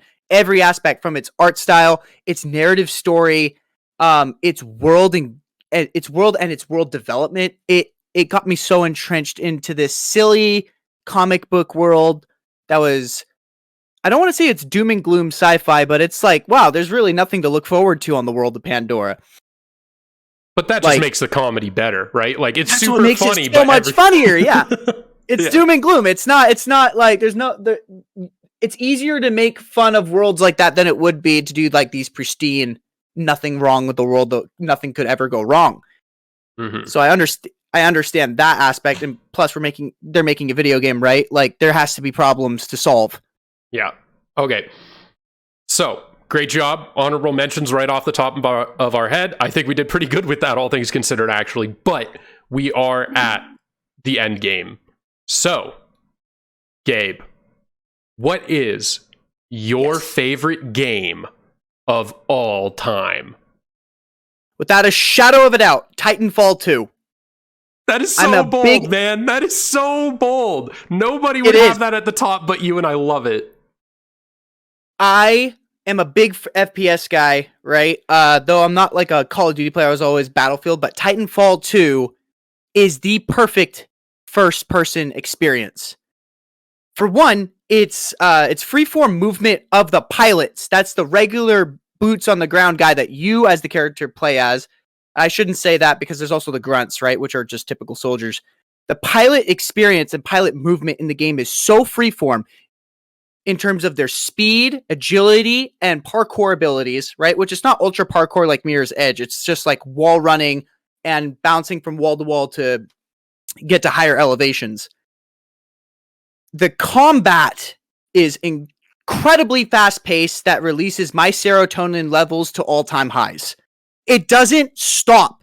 There is no respawn time wait. I just spam spacebar and I'm just back in the fight, back in the fight, back in the fight, back in the fight. Get that guy, get that guy. I want to get my revenge on this one. Titanfall 2 is just antidepressant simulator. It's antidepressant simulator. Yeah, you could say that one more time. I usually, when I'm playing Titanfall 2, for me to actually perform good, I'll like be on 2 yerba mates and I'll just be wired. And then I'm unstoppable and for like an hour before I like start to crash. Booger sugar levels of gaming. Yep. The game perfectly balanced, and the whole, actually, I should start with this. The game flips everything on its head the moment a Titan is on the field. So you go from this ultra fast pace pilot to when you inherit the Titan, everything slows down. You are now playing a mech warrior. So this is like, you have to switch up how you think about your combat the moment you enter that mech. You don't want to be in tight spaces where pilots can get the jump on you. You also want to keep your Titan in more open spaces and get distance between you and the pilot. So that's kind of like that perfect balancing act between pilots and Titans. Because even though the Titan can easily take down a pilot in one punch, but the pilots can crawl on your back, take your batteries, throw grenades down your hatch. It's like a one world experience that actually does this Thanos level perfect balance act. I'd also like to say that the map design perfectly reflects the playstyle of these two characters. So the map design in its multiplayer has large open spaces and tight confined spaces. There are spaces that the Titan cannot traverse, like inside these buildings or inside tunnels. So if the pilot, it's like a rat, they go into a rat hole and you can't get them. Versus when you're in a pilot and Titans are on the field, you don't want to be in big open spaces. You don't want to be caught on the field with a Titan walking around, because then they will annihilate you almost every single time. The game also has special abilities for each of these, for each character type being pilots and Titans. So there's not one type of pilot. There are like, 5? Each wielding their own ability. My two top favorites is the speed, the one that goes ultra fast. I keep forgetting the name, sorry. I'm blanking on that right now. You're all good. And then there's also the teleportation pilot. So you can teleport, not throughout the map, but you go into a separate dimension on the same X, Y, and Z axis. And let's say you're in a hot situation, you're about to die, teleport out of that situation, go into another room where there's nobody in this dimension, and then it pops you back in like 3 seconds. So that could easily save your life if you're in a pinch. The Titans all have different play styles. So you can play as the BT character, which is my main Titan. So that's like average Titan with the machine gun and missile launchers. You can play as 2 types of stealth-based Titans. So like one is a ninja that wields like a giant sword and a shotgun. And the other one is also a sniper Titan. Which is Sniper Titan. What? Like, yeah, so I haven't you played snipe this. other Titans. You need to play this game. That sounds You need to awesome. play this game. You're like sniping giant mechs? Yeah, in another mech. That's so badass. That's awesome. So it's like so that one's not good for taking out pilots, but when you're facing off against other Titan, that guy is great. I would say like my two mains are the one with the sword and the BT series. Which actually, I want to, speaking about BT, the game has a campaign. It is the most epic campaign experience I've ever had in a video game. Really? Ever. Like, ever? It's not the most narrative rich, but it is the most epic and tame form of epic that I've ever experienced in a game. Like, yes, you play as a pilot. I should start with this. You play as Cooper, and I forgot his ranking. So you play as this pilot named Cooper, your sergeant dies, and you start the game off as a grunt on the ground to get introduced to the gunplay. Then you go into being a pilot, but your mech is down, and you need to find batteries. So you traverse the map to go find these batteries to get your mech warrior up to par, and then you experience what it's like to be the full experience of a pilot. And then you get into the Titan, and you start learning Titan combat.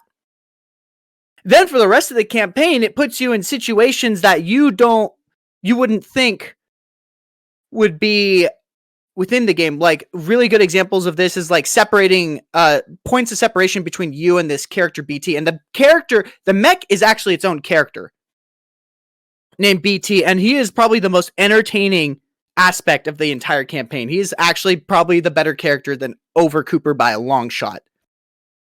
There are points of comedic relief. The game doesn't take itself too seriously, but it takes itself... Oh gosh, this is like a hard thing for me to describe. It doesn't take itself too seriously like Call of Duty. But it doesn't give you any relief in terms of its sense of scale and large open combat. Like, the game feels epic all the time in it with no relief. Reminds me how it feels like whenever I watch Avengers Infinity War, and it's like 2 hours and 45 minutes long as a movie, but it feels like it's an hour and a half because there's no breathing room. It's large scale epic collisions of epic heroes for almost 3 hours. But my highlight of the story and the campaign was, it's ultra fun. It's a story that was worth telling, and it was short. But the thing is, I didn't need the campaign to be long. It was a short, simple, sweet, and I loved it. It's kind of like Republic Commando 2 and Left 4 Dead 2. This game needed a damn sequel, especially Titanfall 2. This game needs the damn sequel, and Respawn never made it. They went with the Apex Legend title, and I hate it, right? Because I'm not a what's that game mode called? Battle Royale. Gosh dang it. Battle Royale. I'm not a Battle Royale guy. 2, the movement sucks compared to Titanfall. It will never live up. Like, sure, it has all the same guns in it, but it's not a Titanfall title. And everybody, like, there's a massive community online that's been saying, we need this sequel for Titanfall 2. We need a Titanfall 3 because the way the game ends, and I'm not going to spoil it for you. You just need to play it and you'll see why we need a third game. Fair enough. I want to focus in on something you said where you said that this was a story worth telling. I wish game developers nowadays would ask themselves that question more, because so many games nowadays, I think of Halo 5 and Halo Infinite. For me, I feel like this is how people feel about Call of Duty 3, but these first-person campaigns where there's maybe not as many people as the online multiplayer community, but it's still a large community. They're telling stories because they need to tell a story. They're like, we need a campaign mode, so we need to tell a story. How do we do that? Instead of asking, is this a story worth telling? And how do we tell a story worth telling? That is such an interesting way to phrase how you feel about its story. And it really inspires me to want to play the game. That is a statement that makes me want to say, well, then this is a story I should be told, you know? I don't think about that very often, and yet that's a good way to phrase it. And it's no relief the entire way through. Like, you are entrenched in its world. The action and pacing of between the pilot and Titans, especially through its campaign, is done extremely well. It's also a very well optimized game. There are no hiccups. Like, when I play games like Call of Duty, there's always hiccups. There's always micro jitters and bugs. this one is extreme, like Doom Eternal. I should have also put that in the micro to the honorable mentions, by the way. Like Doom Eternal, optimization is key. To me, it's actually, I would actually prefer optimization in a game more than graphical fidelity. And that's the other thing I like about Titanfall 2. It's a stylized game, and I think it was made with Source Engine. Like, it's not trying to be Unreal. It's not trying to be the most photorealistic thing. It's all about its combat gameplay and how smooth it runs. I would also want to preface, and I really want to preface this aspect here too. It's a multiplayer first game, not a campaign game. And it does its campaign better than most campaigns on the market. Its multiplayer system, one aspect I really want to touch up on this is that it preserves authentic player progression. So in today's market, everything is loot boxes, seasons passes, pay to unlock. Titanfall 2 doesn't do that. You can lock every single thing in the game without having to pay a penny, just through playing the multiplayer. We've lost that. Yeah, no kidding, in modern man. Gaming. It's like that shouldn't be such a foreign thing to hear. No. The only thing that you'd have to pay for in Titanfall 2, if I remember upon release, it was skins. There were like skins that would cost money. It's like, okay, but they're not game altering aspects or game altering weapons and combos and all these other game assets that you see nowadays coming out in modern competitive multiplayers. Titanfall 2 is like that OG multiplayer experience that we had in the early 2000s, like with Modern Warfare 2. Everything in Modern Warfare 2's multiplayer could be unlocked just through playing the game. Call of Duty doesn't have that ideology now. Nowhere near it. Everything's about seasons passes, not pay to play, but it's pay to enjoy. Pay to make it easier. Pay again to enjoy. Yeah, pay again to enjoy. That's that. Oh, I like that. I'm gonna take that from you. Yeah, Titanfall 2 has this first-person experience that I've never seen out of other games, and Call of Duty at some points tried to replicate it. Probably because OG developers from the Modern Warfare series helped work on Titanfall 2. They were the OG guys. Because by that time, all those OG developers are actually moving on to different projects. The studio does not make the game. The developers do. And like Titanfall 2 was kind of a prize to that. So I will actually hand over the mic because we are going a little bit long. I can go forever on Titanfall 2 and all these and like a bunch of notes that I have, but I would have to do like a little docu-series for that. Drake, what is your number one game? My favorite game of all time is Persona 5 Royal. Now this Persona 5? Yeah, this one is interesting because I'm willing to bet there's an entire audience out there, the type of people who are screaming, "Let's go, Gabe, Titanfall is the best game ever." They're supporting you, who are looking at my Persona 5 Royal take and literally asking, "What is that game?" Like, there's probably I'm asking, what is this game, dude? I'm like looking it up right now. It's like, what is Persona 5? Persona 5 is a Japanese role-playing game, which is interesting because I generally don't like Japanese role-playing games. This was my first one, and it is the best one, and it is the best game I have ever played in my life, bar none. So, getting into the aspects that make this game what it is, maybe I should give a brief rundown of what it actually is. The Persona series has always been a series revolved around essentially two concepts. One of them is living out a high school teenage life with a group of friends. It's kind of a social simulator in that aspect. It takes the social simulation genre, applies it to high schoolers, and you live a day-by-day high schooler life. So that's one aspect of it, which on its face doesn't actually attract a guy like me. Like, when I first read about what this game was, I was like, that sounds pretty lame. That sounds stupid. I hate social simulators. I like companions and stuff, but the general social sim genre is not my thing. But it pairs that up with Final Fantasy Pokemon style combat, where you have turn-based combat, And then you have these creatures called personas, and they're not so much creatures as much as they are like demons and spirits.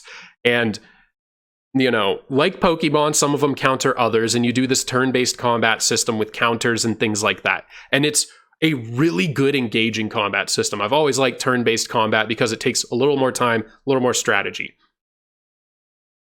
I didn't expect you to be a turn-based kind of guy for your number one game. That's actually really interesting to me. Yeah, I like turn-based, but it's very rare that I engage with turn-based. But when it does it well, some of my favorite format of gaming for sure, because I'm a thinker. And this game isn't so much about the thinking. The best aspect of the game is the social simulation, and I'll get into that. But I have notes. I have lots of notes, and I'm going to go one by one here. So the first thing that makes Persona what it is, it has the best user interface, the best art system, the best style. The style of the game is unlike anything you'll see. Every Persona game really has this unique sense of, I guess, art and design. And Persona 5 Royal of all the Persona games is my favorite. It uses this black, red, and white coloring to create this sense of like darkness. The main group of individuals call themselves the Phantom Thieves of Hearts, and it has this sense of noir to it, and it does so in this prog rock jazz style that there's nothing like it. I don't know how to put words to it at times because it is so original and artistic, and from the moment you load up the game, you know you've never seen anything quite like it. It's so niche. It's so... I can't quite think of the word, but it's original. It is as original as anything I've ever seen, and I love everything about its style, which leads into the fact that it has the best soundtrack of any game I've ever played. Now, some people like Persona 4 better, Persona 3 better, but people who like the Persona games, the soundtrack is integral. Persona is known for its soundtrack. The soundtrack is so good that I listen to it at the gym to this day. I listen to its songs in the car to this day. I listen to a Persona 5 song every day at the gym. So there's this unique blend in the soundtrack between rock, jazz, and classical music, right? Does a really good job of using its strings section to build this sense of epicness, this sense of grandness. It uses jazz to build this sense of like the social simulation, right? Like things are smoother, things are calmer. This is kind of a settled scene, right? The way you would listen to lo-fi music. Pair that up with this blend of like prog rock and this singing that is much more akin to like 80s hair metal almost. Not hair metal is not the right term, but glam metal, glam rock. This like, oh, strength. There's strength in my vocals to go with this rock, but they've still got that jazz and classical. It is a beautiful blend that creates this sense of scale, even in small moments of combat. And so, as a guy who grew up with rock and roll, Guns N' Roses, when I first heard this soundtrack and there's this rock jazz beat going while I'm doing this Pokemon style combat system, I'm like, ooh yeah, like bump and I'm just jamming out, dude. It's so goofy. I know I'm being goofy, but that's the vibe, man. Is I'm just like, dude, I'm just going with it, man. Okay, I feel it. Even talking about it, I get this feeling of energy that I just want to jump through this computer screen and break it and then go steal a heart. I don't know, bro. ODST's soundtrack makes me do that. Dude. So does this game I've never played, Nier Automata. I've listened to the whole soundtrack. I'm like, this game's soundtrack is its highlight. Yeah. This is it. Anyways, after embarrassing myself trying to describe the music, let's get into the story and the social simulation aspect. So you're playing as a high schooler, and a big aspect of this game is that you have these individuals called confidants. These are your companions and individuals who are integral to the story. And these confidants, as you choose to go about the game, because this is a life simulation, you have blocks of time, and it goes one day at a time, and you have to choose how you spend these blocks of time. You can use them either building up social stats or interacting with other characters to build your relationships. And it does such a good job of incentivizing you to get close to your allies and squad mates, because with each social level or each social skill, you unlock certain benefits. And a lot of them are combat oriented, and a lot of them are resource oriented. So you're incentivized to form these relationships so that you can better play the game. But when you pair that up with the fact that these are some of the best written characters in all of fiction, and I mean that, and the reason I can say that is because of how long the game is.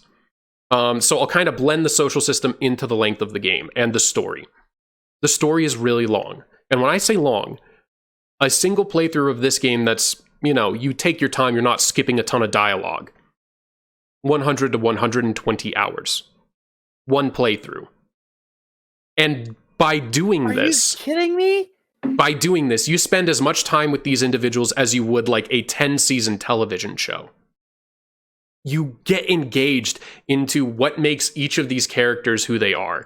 And they're so down to earth, so believable. It does a really good job of crafting these backgrounds for these characters where they don't just feel like fictional characters that are well written. They feel like your friends. You're engaging. So it's not like that over the top anime, like exaggerated discussion base. Well, what's kind of interesting is they take a lot of the tropes of anime, but then flesh them out into a believability. So take the character of An. I'll say this because she's one of the first characters you interact with. She is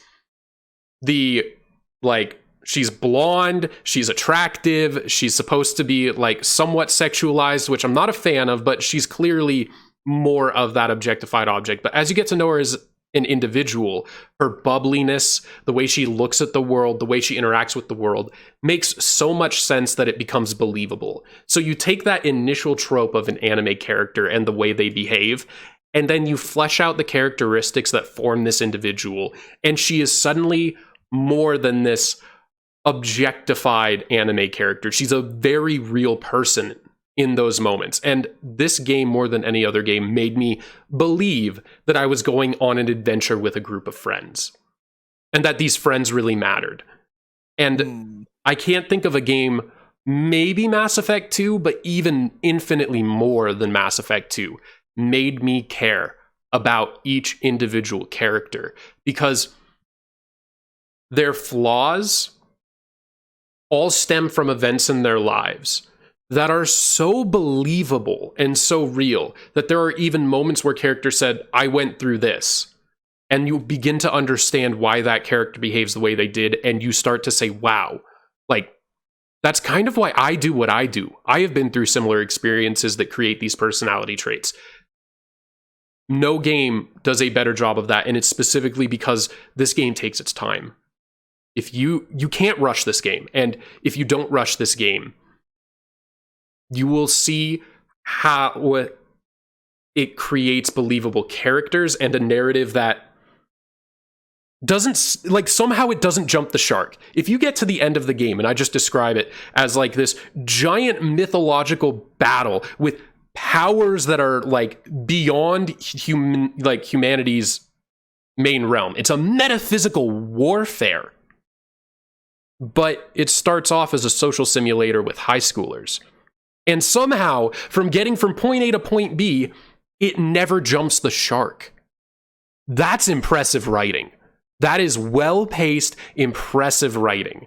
This game is so good, I played it twice in a row and sank like 240 hours into it. It's all I played for like 4 months, dude, at least. And when I say played for 4 months, I'd be like, it's all I did. I was so obsessed with it. And no game in every aspect of what it tries to do in multiple genres has had me engaged that long with that sense of depth, where I cared so deeply about its story, where I cared so much about its characters that when things happened to them, I felt tinges of emotions that are like deep. They aren't just tinges. That's not even the right word. I'm like getting choked up just thinking about how much nostalgia is wrapped around my experience front to back of this game, not once, but twice. So you dumped like 240 hours into it? Yeah, dude. I went through two full... That's insane. The only reason the only reason I haven't done a third playthrough is because I look at my life and say, I don't have the time for 100 hours right now. But if I did, I would do it again. It's so good front to back in every way. And so, I mean, I can't give enough praises to everything Persona 5 Royal does. It does things that are controversial, and maybe we can talk about them in another podcast. And it does things that I don't like, that I really, really, really don't like, but it has nothing to do with the game design or the story or anything. It's just some decisions that they made in the social sim aspect. But as a video game, it is the best gaming experience of my life. It is the single best media experience of my life. It is right up there in terms of emotional impact and joy I experienced from being obsessed with the MCU all the way from Iron Man to Endgame. It's that level of epic scale and emotional impact on my experience of consuming media. And all games end up in comparison to this game for me. So we need to have a podcast as to what good narrative writing is, especially in movies versus games. Right? Agreed. Because there are worlds of, well, I don't want to say worlds of differences, but it's hard to write narrative for games, in my opinion, because those narratives also have to demonstrate some sort of mechanic or play some role in the game, in its design. To me, that is what makes good narrative in game design. That's why I think they're also hesitant on a Titanfall 2, because throughout the entire campaign, it's showing, Titanfall 3. Sorry, for me, 2 is OG, because OG Titanfall is dead. That's why I think they haven't made the third game, because the game mechanics plays such a pivotal role in its storytelling that I wouldn't know even where to take it for the third game. Story-wise, I'm a little bit more obsessed with. This game seems like it's got massive narrative trees. Incredibly. The narrative in scope is wild. Like I said, you go from high school sim to mythological, metaphysical warfare. I've never seen anything do that without jumping the shark. And it never jumps the shark, in my opinion.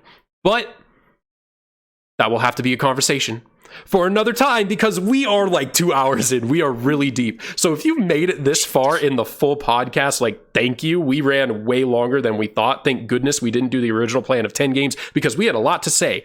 And so with what that, would you like to say? We say goodbye. I'm just saying goodbye. We've got very long at this point. So if you made it this far, thank you for watching, and we will see you all on the next episode.